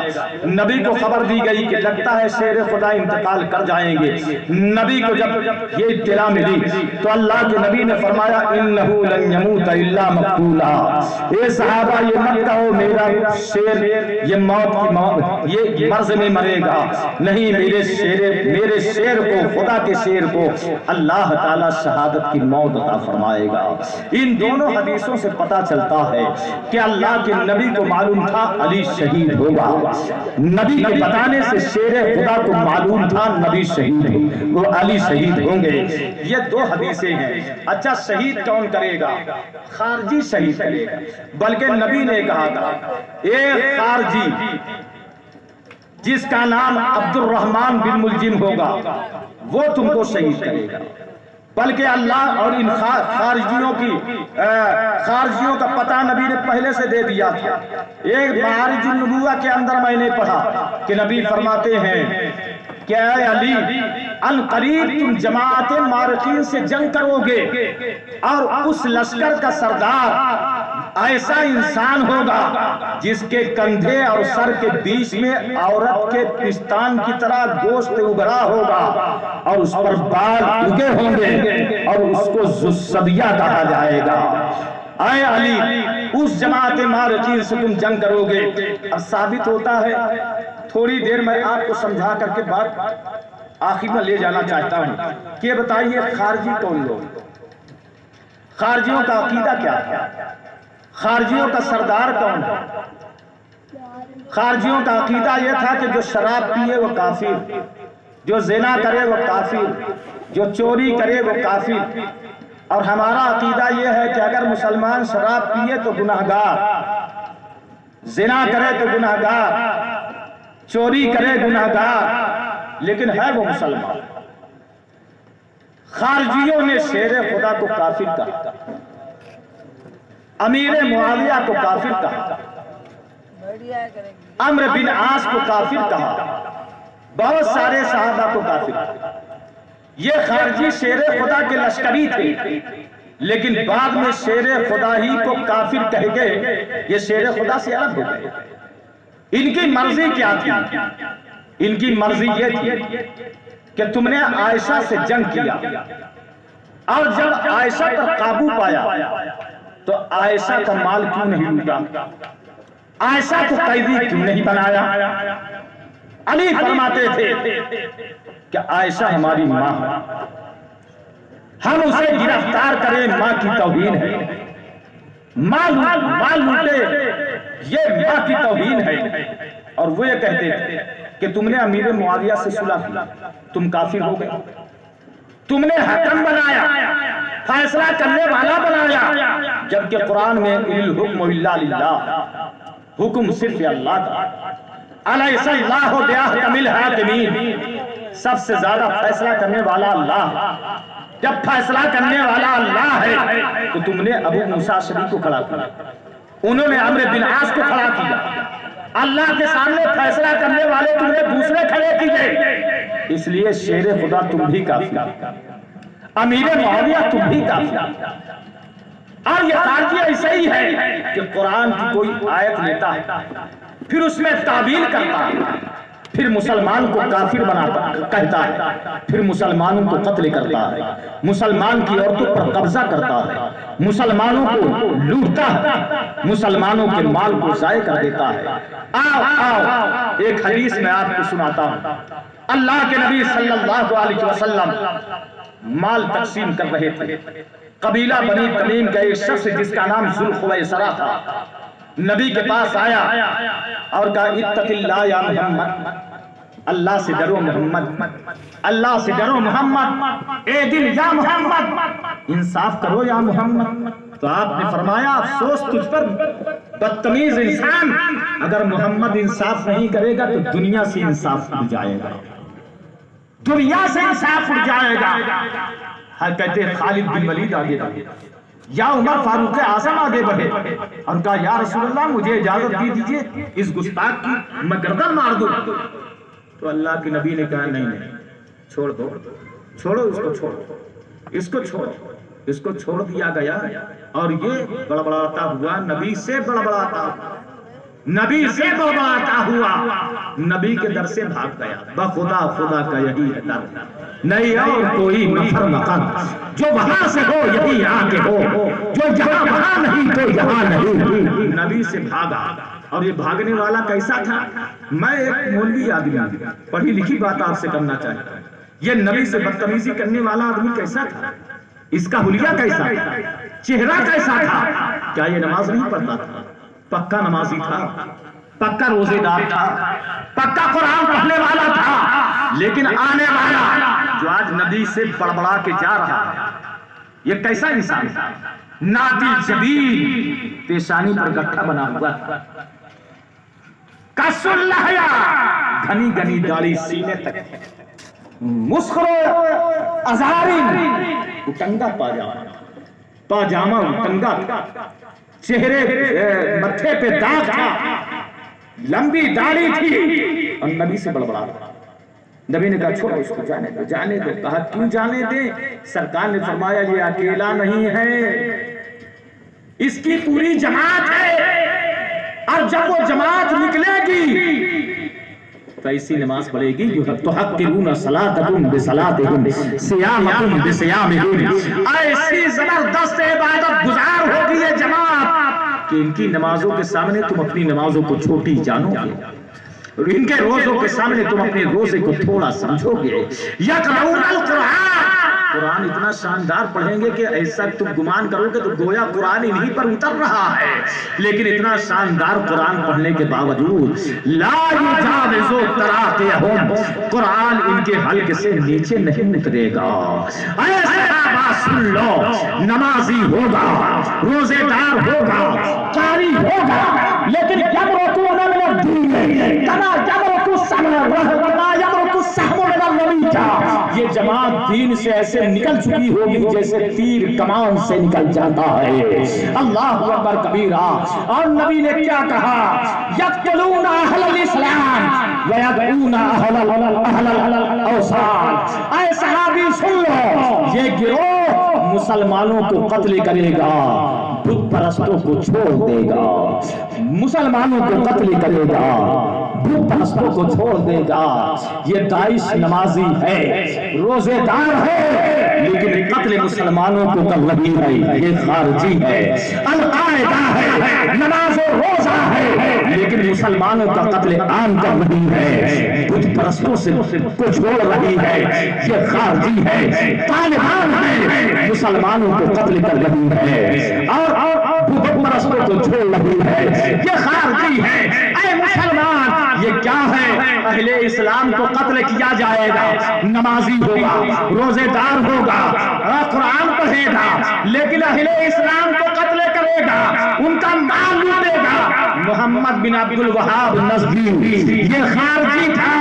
علامہ شامی نے فتاوی شامی نے لکھا ہے کہ محمد بن عبد الوہاب خارجی، یہ محمد بن عبد الوہاب جو تھا یہ خارجی تھا، یہ پہلے انگریزوں سے ملتا ہے، اسلام کے دشمنوں سے مل جاتا ہے، مسلمانوں کے قریب، مسلمانوں کے سامنے آتا ہے، پہلے طائف میں آتا ہے، طائف میں قتل و غارت گری کرتا ہے، پھر مکہ میں چڑھائی کرتا ہے، قتل و غارت گری کرتا ہے، مدینہ پر چڑھائی کرتا ہے، قتل و غارت گری کرتا ہے، مسلمانوں کی زمینوں پر قبضہ کرتا ہے، مالوں پر قبضہ کرتا ہے، مردوں کو قتل کر دیتا ہے، عورتوں پر قبضہ کر لیتا ہے۔ اے مسلمانوں، ہزاروں کی تعداد کے اندر مسلمانوں کو قتل کرنے والے محمد بن عبد الوہاب اپنے فیس رہا ہے یہ خارجی ہے، اور اس نے اپنی کتاب کے اندر لکھا تھا کہ دنیا بھر میں صرف اور صرف ہم ہی مسلمان ہیں، ہمارے سوا سب کافر ہیں، لہذا ان کو قتل کر دینا، ان سے ان کے مال کو چھین لینا مباح اور جائز ہے۔ آپ نے دیکھا نہیں ہے یہ خارجیوں کا مسئلہ اس طرح ہے، تو خارجی کہیں بھی ہو سکتا ہے، یقتلون اہل الاسلام ویدعون اہل الاوثان، مسلمانوں کو قتل کرے گا، بت پرستوں کو چھوڑ دے گا، جب مسلمانوں پر آفت آئے گی تو اس کے کان میں سانپ لوٹ جائے گا، اور جب غیروں پر مصیبت آئے گی تو فوٹو کھچانے کے لیے 1,00,000 2,00,000 روپے بھی خرچ کر دے گا، جب مظفر نگر سلگ جائے کوئی نہیں پہنچے گا، ہاتھرس میں 150 مر جائے تو کنگا پیجامہ 4 لاکھ لیے چلا جا رہا ہے، بت پرستوں سے دوستی کرے گا، مسلمانوں کو کافر کہے گا، یہ خارجیوں کی نشانی ہے۔ خارجیوں سے بہت بڑا نقصان ہوا ہے، خارجیوں نے مکہ اور مدینہ پر ظلم کیا ہے، خارجیوں نے ہی شیر خدا کو قتل کیا ہے۔ اللہ اکبر کبیرہ، بات بہت لمبی ہو جائے گی، کبھی میں اس کو پورا عرض کروں گا۔ نبی کریم صلی اللہ علیہ وسلم فرماتے اس کو چھوڑو، بہت بڑے نمازی ہوں گے، روزے دار ہوں گے، قرآن پڑھیں گے، لیکن دین سے ایسے نکل جائیں گے جیسے تیر کمان سے نکل جاتا ہے۔ اور اس کے بعد نبی فرماتے ہیں سن لو، ان کا سردار ایک ایسا شخص ہوگا جس کے کندھے پر عورت کے پستان کی طرح گوشت ابھرا ہوگا۔ حضرت ابو سعید خدری کہتے ہیں اللہ کی قسم، وہ پیشین گوئی جو نبی نے کی تھی جنگ نہروان میں شیر خدا کے لشکر کے ساتھ تھا، میں نے خارجیوں کے لشکر کے سردار کو دیکھا تو وہی آدمی تھا جس کی پیشین گوئی اللہ کے نبی صلی اللہ علیہ وسلم نے کیا تھا، جس کو ذوالصدیہ کہا جاتا تھا۔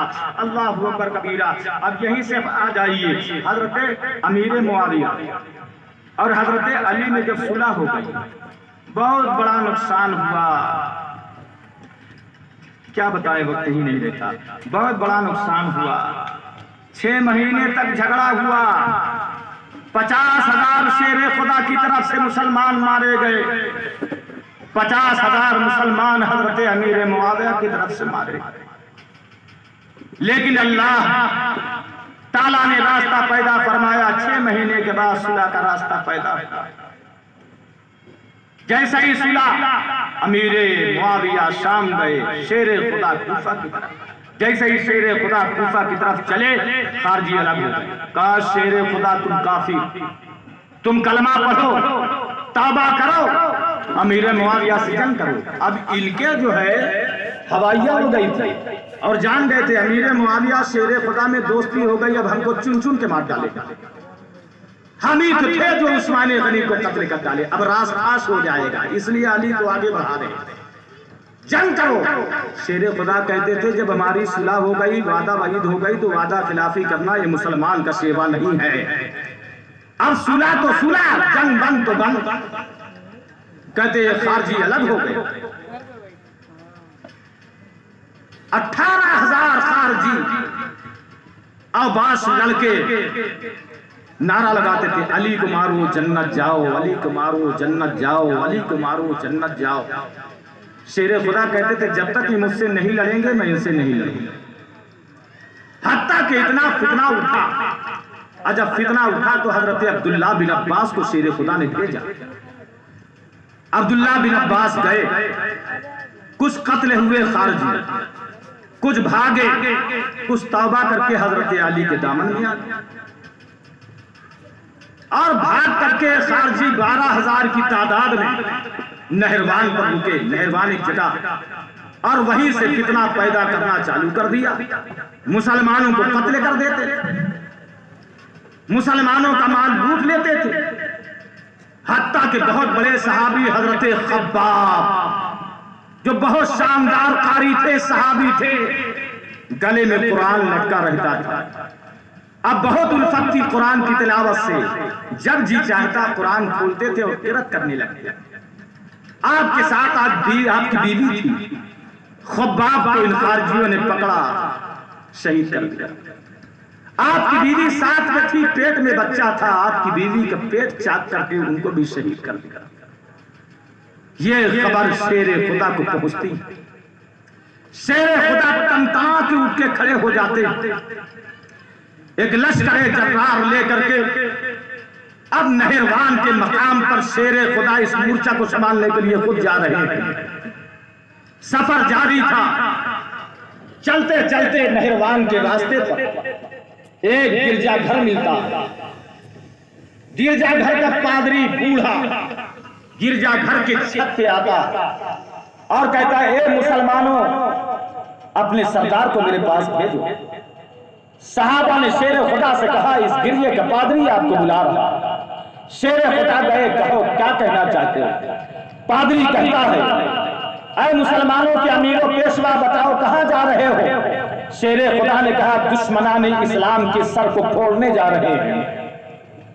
پادری نے کہا اے مسلمانوں کے سردار ابھی آگے نہ جاؤ، مسلمانوں کا ستارہ گردش میں ہے، تھوڑے دن ٹھہر جاؤ، جب مسلمانوں کا ستارہ ٹھیک ہو جائے تو چلے جانا، ہمیں کوئی دقت نہیں ہوگی۔ پہچانتا نہیں تھا کہ یہ شیر خدا ہے۔ تو شیر خدا نے کہا اے پادری کیا تو جانتا ہے علم آسمانی رکھتا ہے؟ پادری نے کہا ہاں۔ شیر خدا نے ایک ستارے کا نام لیا، کہا بتاؤ یہ ستارہ جب آسمان پر چلتا ہے تو اس کی رفتار کیا ہوتی ہے؟ پادری کی آنکھیں پھٹ گئی اور کہا حضرات اس ستارے کا نام پہلی مرتبہ سن رہا ہوں۔ شیر خدا اور سوال پوچھے، وہ جواب نہ دے سکا۔ آپ نے فرمایا جب تو اتنا نہیں جانتا تو ہم تیری بات کیسے مان لیں؟ پھر شیر خدا نے کہا اے پادری بتا کیا تجھے زمین کے اندر کا علم ہے؟ پادری کہتا ہے ہاں زمین کے اندر کا علم ہے۔ آپ نے فرمایا اے پادری بتا جہاں تو کھڑا ہے تیرے پاؤں کے نیچے زمین میں کیا دفن ہے؟ پادری کہتا ہے یہاں تو کچھ نہیں دفن ہے۔ شیر خدا نے کہا میں بتاتا ہوں۔ اے پادری سن لے، جہاں تو کھڑا ہے تیرے پاؤں کے نیچے یہ زمین میں برتن دفن ہیں اور اس برتن میں سونے کے اتنے سکے دفن ہیں۔ وہ پادری کہتا ہے یہ تم کس آدھار پہ کہہ رہے ہو؟ شیر خدا کہتے ہیں یہ خبر مجھ کو میرے آقا محمد رسول اللہ نے دیا تھا اور ارشاد فرمایا تھا کہ شیر خدا جب تم خارجیوں سے جنگ کرنے کے لیے جاؤ گے تو راستے میں گرجا گھر ملے گا، گرجا گھر کا پادری تم کو روکے گا لیکن تم رکنا نہیں۔ اور شیر خدا جہاں اگر وہ گرجا گھر کا پادری کھڑا ہوگا اس کے پاؤں کے نیچے زمین کے اندر ایک برتن دفن ہوگا، اس میں سونے کے اتنے دینار دفن ہوں گے۔ اور نبی نے یہ بھی فرمایا تھا اے شیر خدا جب تم خارجیوں سے جنگ کرنے کے لیے جاؤ گے تو تمہارے لشکر کے 10 آدمی سے زیادہ شہید نہیں ہوں گے اور تمہارے دشمن کے لشکر کے 10 آدمی سے زیادہ بچو گے نہیں۔ تو پادری کہتا ہے اچھا زمین کھودی جائے۔ کہتے جیسے ہی زمین کھودی گئی واقعی زمین کے اندر وہاں پر ایک برتن نکلا اور جب برتن کھولا گیا تو اس میں ہی سکے اس میں موجود تھے جتنے سکوں کی خبر شیر خدا نے پادری کو دیا تھا۔ یہ معاملہ دیکھ کر کے پادری کہتا ہے یہ لوگ ہیں کیا اللہ نبی کو عطا فرماتا ہے یا علی کو عطا فرماتا ہے؟ میں گواہی دیتا ہوں محمد اللہ کے رسول ہے، اشہد ان لا الہ الا اللہ محمد رسول اللہ۔ کلمہ پڑھا، اسلام کے دامن میں داخل ہو گیا اور شیر خدا رضی اللہ تعالیٰ عنہ کا لشکر پوری شان و شوکت کے ساتھ نہروان کی طرف رواں دواں ہو گیا۔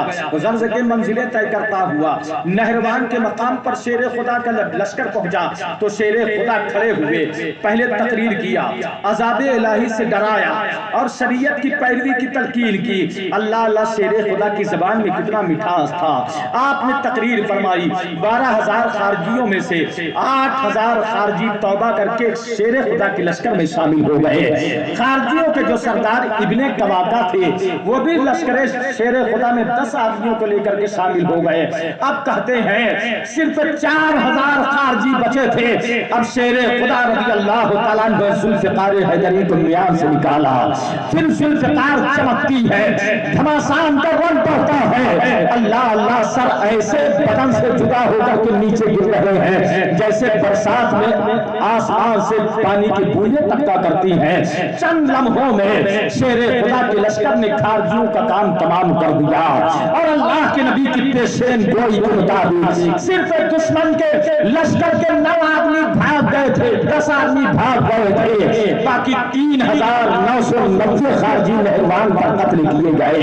اور جو نبی نے کہا تھا شیر خدا کے لشکر کے 9 آدمیوں نے شہادت کا جام نوش کیا تھا، جب جنگ ختم ہو گئی تو شیر خدا نے فرمایا ذو الصدیہ کی لاش کو ڈھونڈو، ذو الصدیہ کہاں ہے؟ تو صحابہ ڈھونڈنے لگے، بہت ڈھونڈا نہیں پایا، آئے امیر المومنین کی بارگاہ میں، کہا حضور لگتا ہے وہ کمینہ بھاگ۔ آپ نے کہا قسم اللہ کی زمین پھٹ سکتی ہے، آسمان ٹوٹ سکتا ہے، پہاڑ ہل سکتا ہے، سورج پورب سے نہیں پچھم سے نکل سکتا ہے، لیکن ذو الصدیہ نہروان سے بھاگ نہیں سکتا ہے۔ مجھ کو نبی نے اس کو قتل کی خبر دی ہے، یقیناً وہ مارا گیا ہوگا۔ دیکھو نبی کے علم غیب پر کتنا شاندار ایمان شیر خدا کا ہے۔ وہ کہتے ہیں یقیناً وہ مارا گیا ہے، ڈھونڈو کہاں ہے وہ؟ کہتے پھر سے صحابہ ڈھونڈنے لگے تو دیکھا یہ 40 لاشوں کے اندر دبا ہوا تھا، اس کو پھر نکالا، شیر خدا کے قدموں میں ڈال دیا۔ اللہ نے نہروان میں فتح عطا فرمائی تھی۔ اب شیر خدا نے کہا اچھا یہ بتاؤ یہ فتح کی خوشخبری لے کے جائے گا کون؟ جائے گا کون؟ تو عبد الرحمن بن ملجم خارجی یہ بیٹھا تھا، اس نے کہا یہ خبر ہم لے جائیں گے۔ تو شیر خدا نے کہا ہاں تو ہی لے جائے گا، اس لیے کہ تجھ کو اپنا کام کرنا ہے نا۔ یہ مصر کا رہنے والا تھا، جب عثمان غنی کو قتل کرنے کے لیے مدینہ لوگ آئے تو مدینہ آیا تھا، یہ بھی آگے تھا، پھر یہ کوفہ گیا، شیر خدا کے لشکر میں مجبوراً شامل ہو گیا، نبی نے اس کی خبر دیا تھا۔ آگے کہتا ہم لے جائیں گے، کہتے اب شیر خدا بیٹھے ہیں، لوگ آپ کے محبین متوسلین یہ تحفے تحائف پیش کر رہے تھے۔ عبد الرحمن بن ملجم خارجی بھی ایک چمکتی ہوئی تلوار لے کر کے آیا اور شیر خدا کی بارگاہ میں کہا حضور تحفہ۔ اب شیر خدا نے اس کو لیا، دیکھا چاروں طرف سے غور سے اور کہا عبد الرحمن ادھر آیا، پہلے سے لے جا۔ تو کہا ارے حضور آپ نے سب کے قبول کیے، میرا کیوں مردود ہو گیا؟ تو آپ نے کہا یہ تلوار میں تجھ سے کیسے لے سکتا ہوں جبکہ اسی تلوار سے تو اپنی مراد کو حاصل کرنے والا، اتنا یہ خدا بتا رہے ہیں۔ یہ قدموں میں لوٹ گیا، ارے حضرت آپ کیسی باتیں کر رہے ہیں؟ یہ ہاں تھا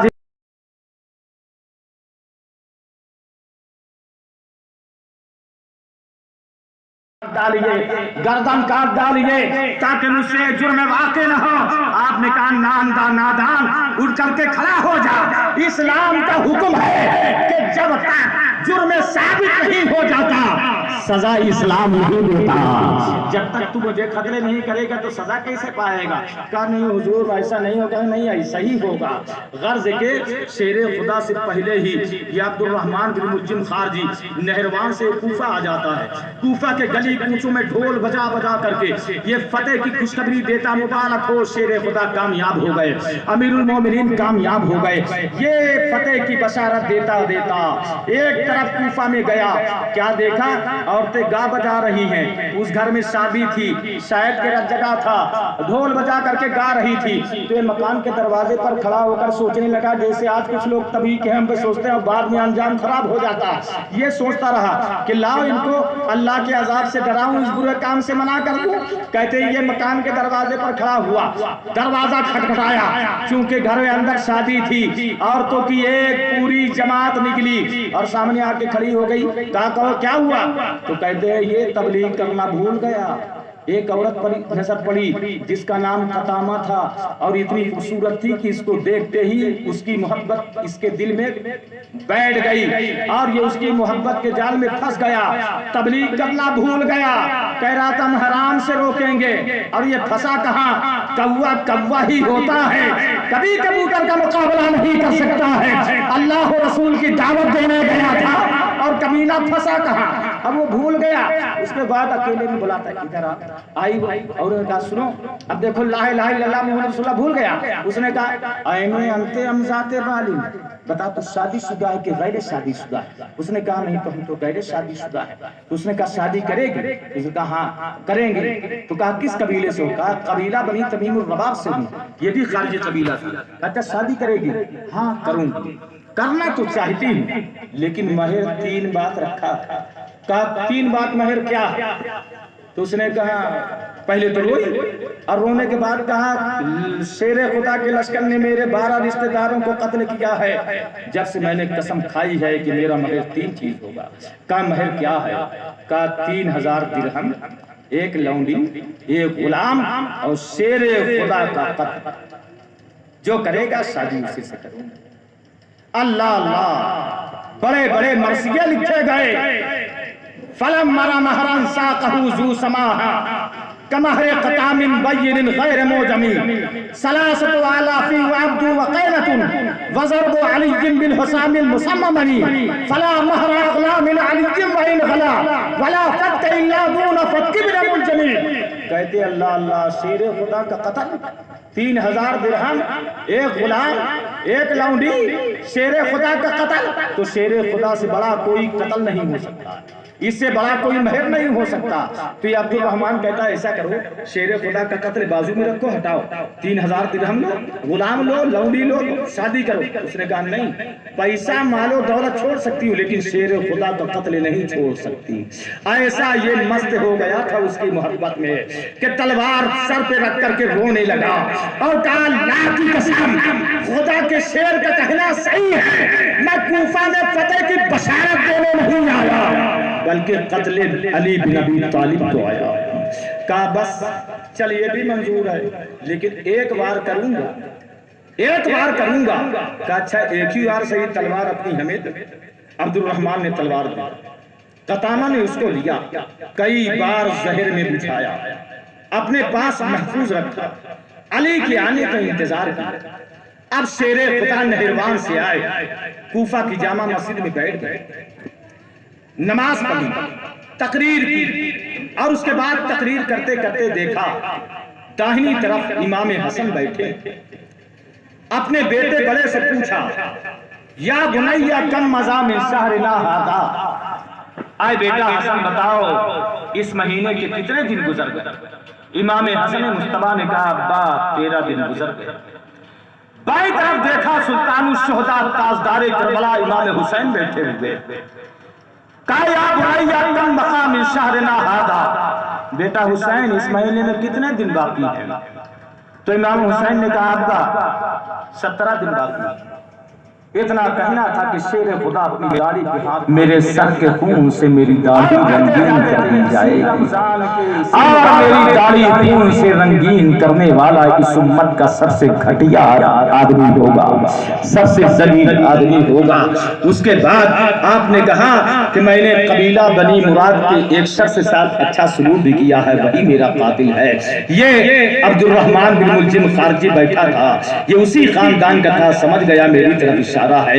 کہنے لگا حضرات آپ مجھے کہہ رہے ہیں، آپ نے فرمایا جو میرا قاتل ہے یقیناً میں اسے کہہ رہا ہوں۔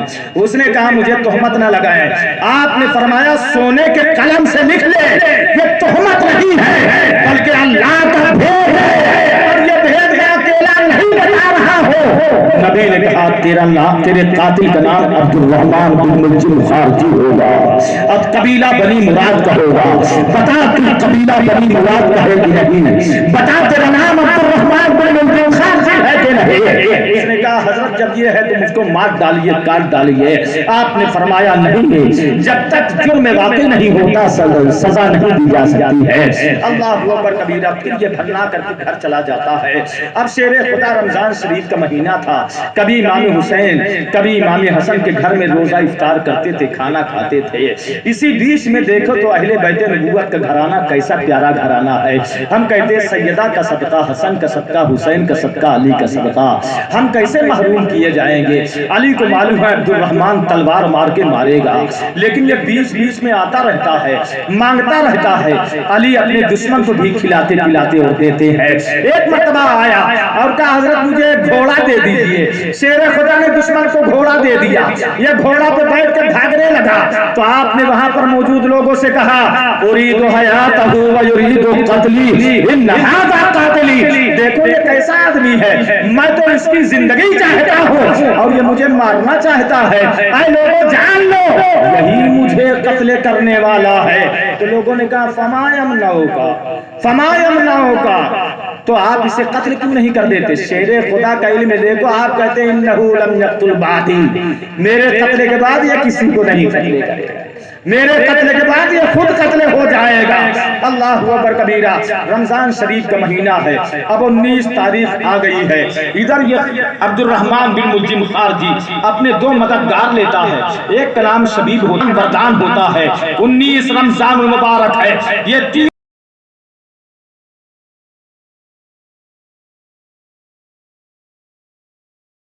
کی جامع مسجد کے سامنے محمد بن اشعث کندی حضرت امام حسن کی سسرال میں بیچارہ کم پڑھا لکھا آدمی وہ حضرت زیادہ کو بیان کر بدنام کرتا ہے اور اس طرح کہتا ہے دیکھو علی کے قاتل کہاں رکے تھے؟ حسن کی سسرال میں۔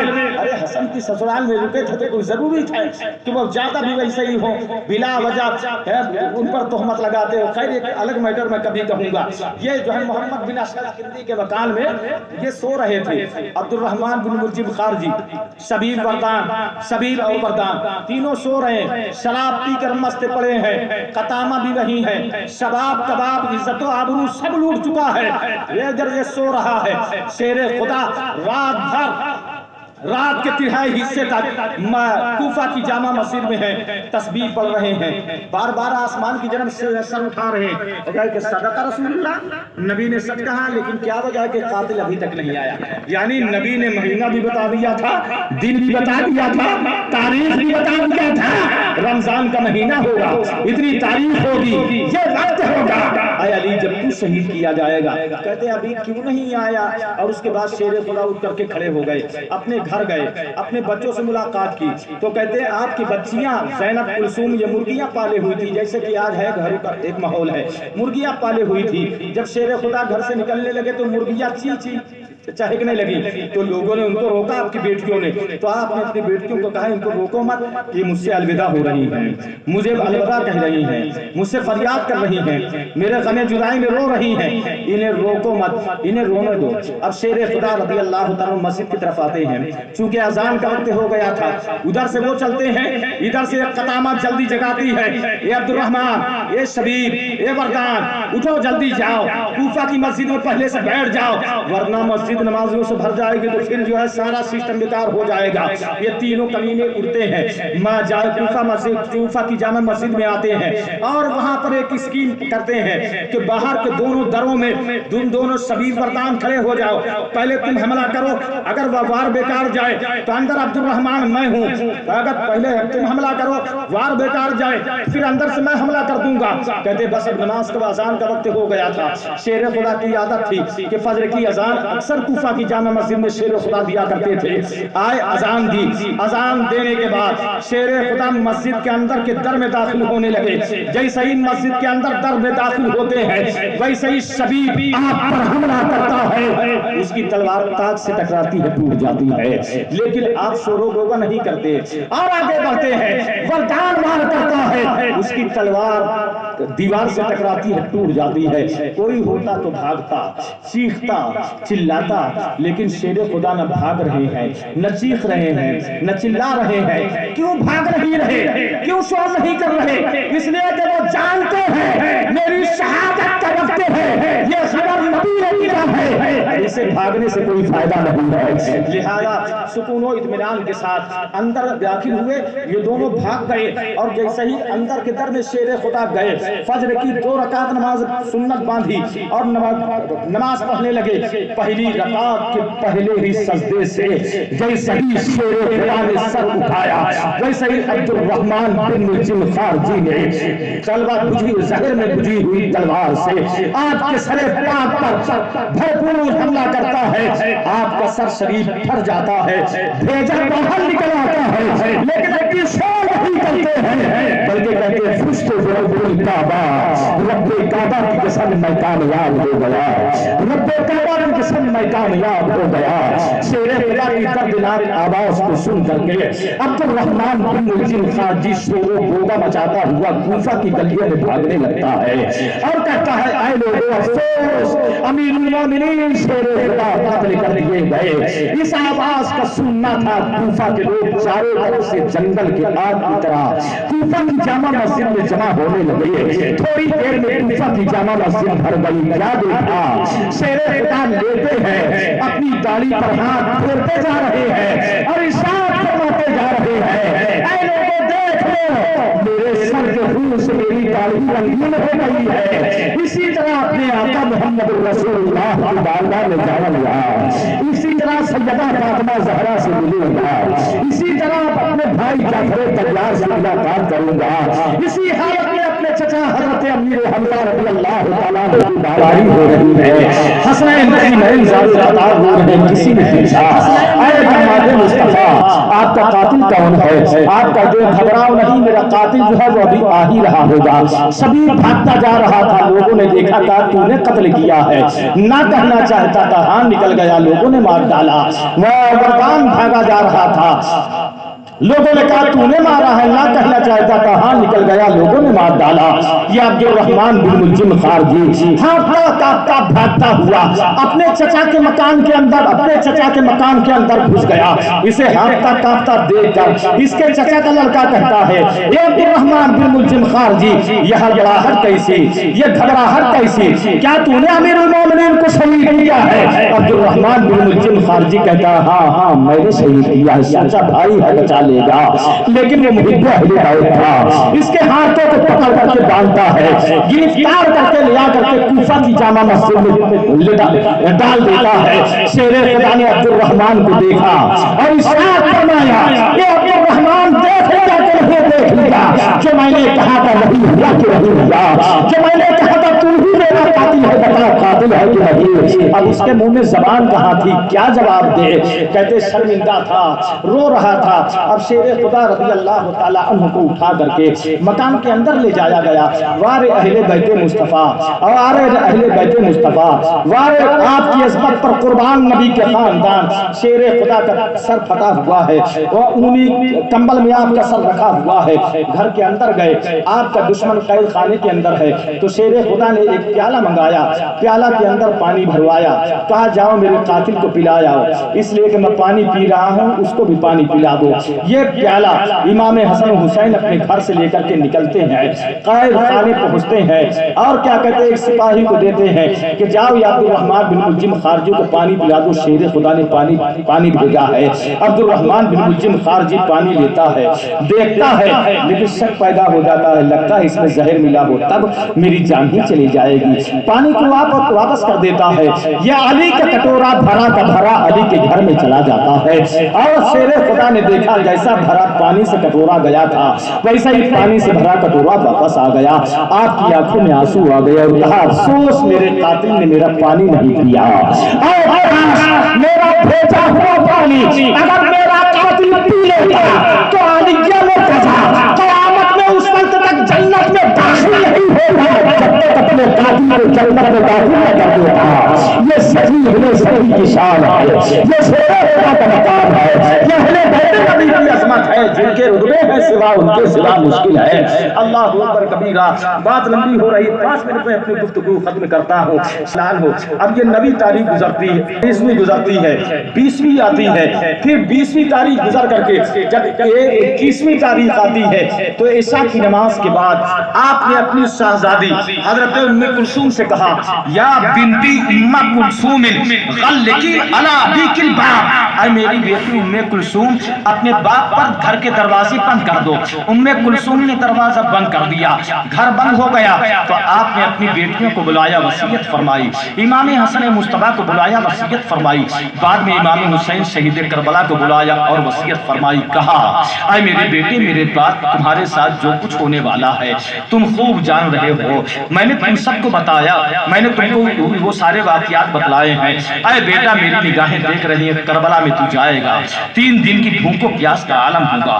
بڑی بے دردی کے ساتھ اہل بیت نبوت کے چراغ وہاں پر بجھائے جائیں گے, اہل بیت نبوت کے زمان قتل کیے جائیں گے. لیکن اے بیٹا تو علی کا بیٹا ہے, فاطمہ کا لقب جگر ہے, نبی کا نواسا ہے, تیرا باپ صابر ہے, تیری ماں صابرہ ہے. اے بیٹا تیرا باپ شیر ہوتا آخری وصیت کرتا ہے, میدان کربلا میں صابر قدم رکھنا, صابر قدم رکھنا. اللہ کی بارگاہ میں کبھی شکوہ اور شکایت کر کے اپنی زبان پر نہ لانا۔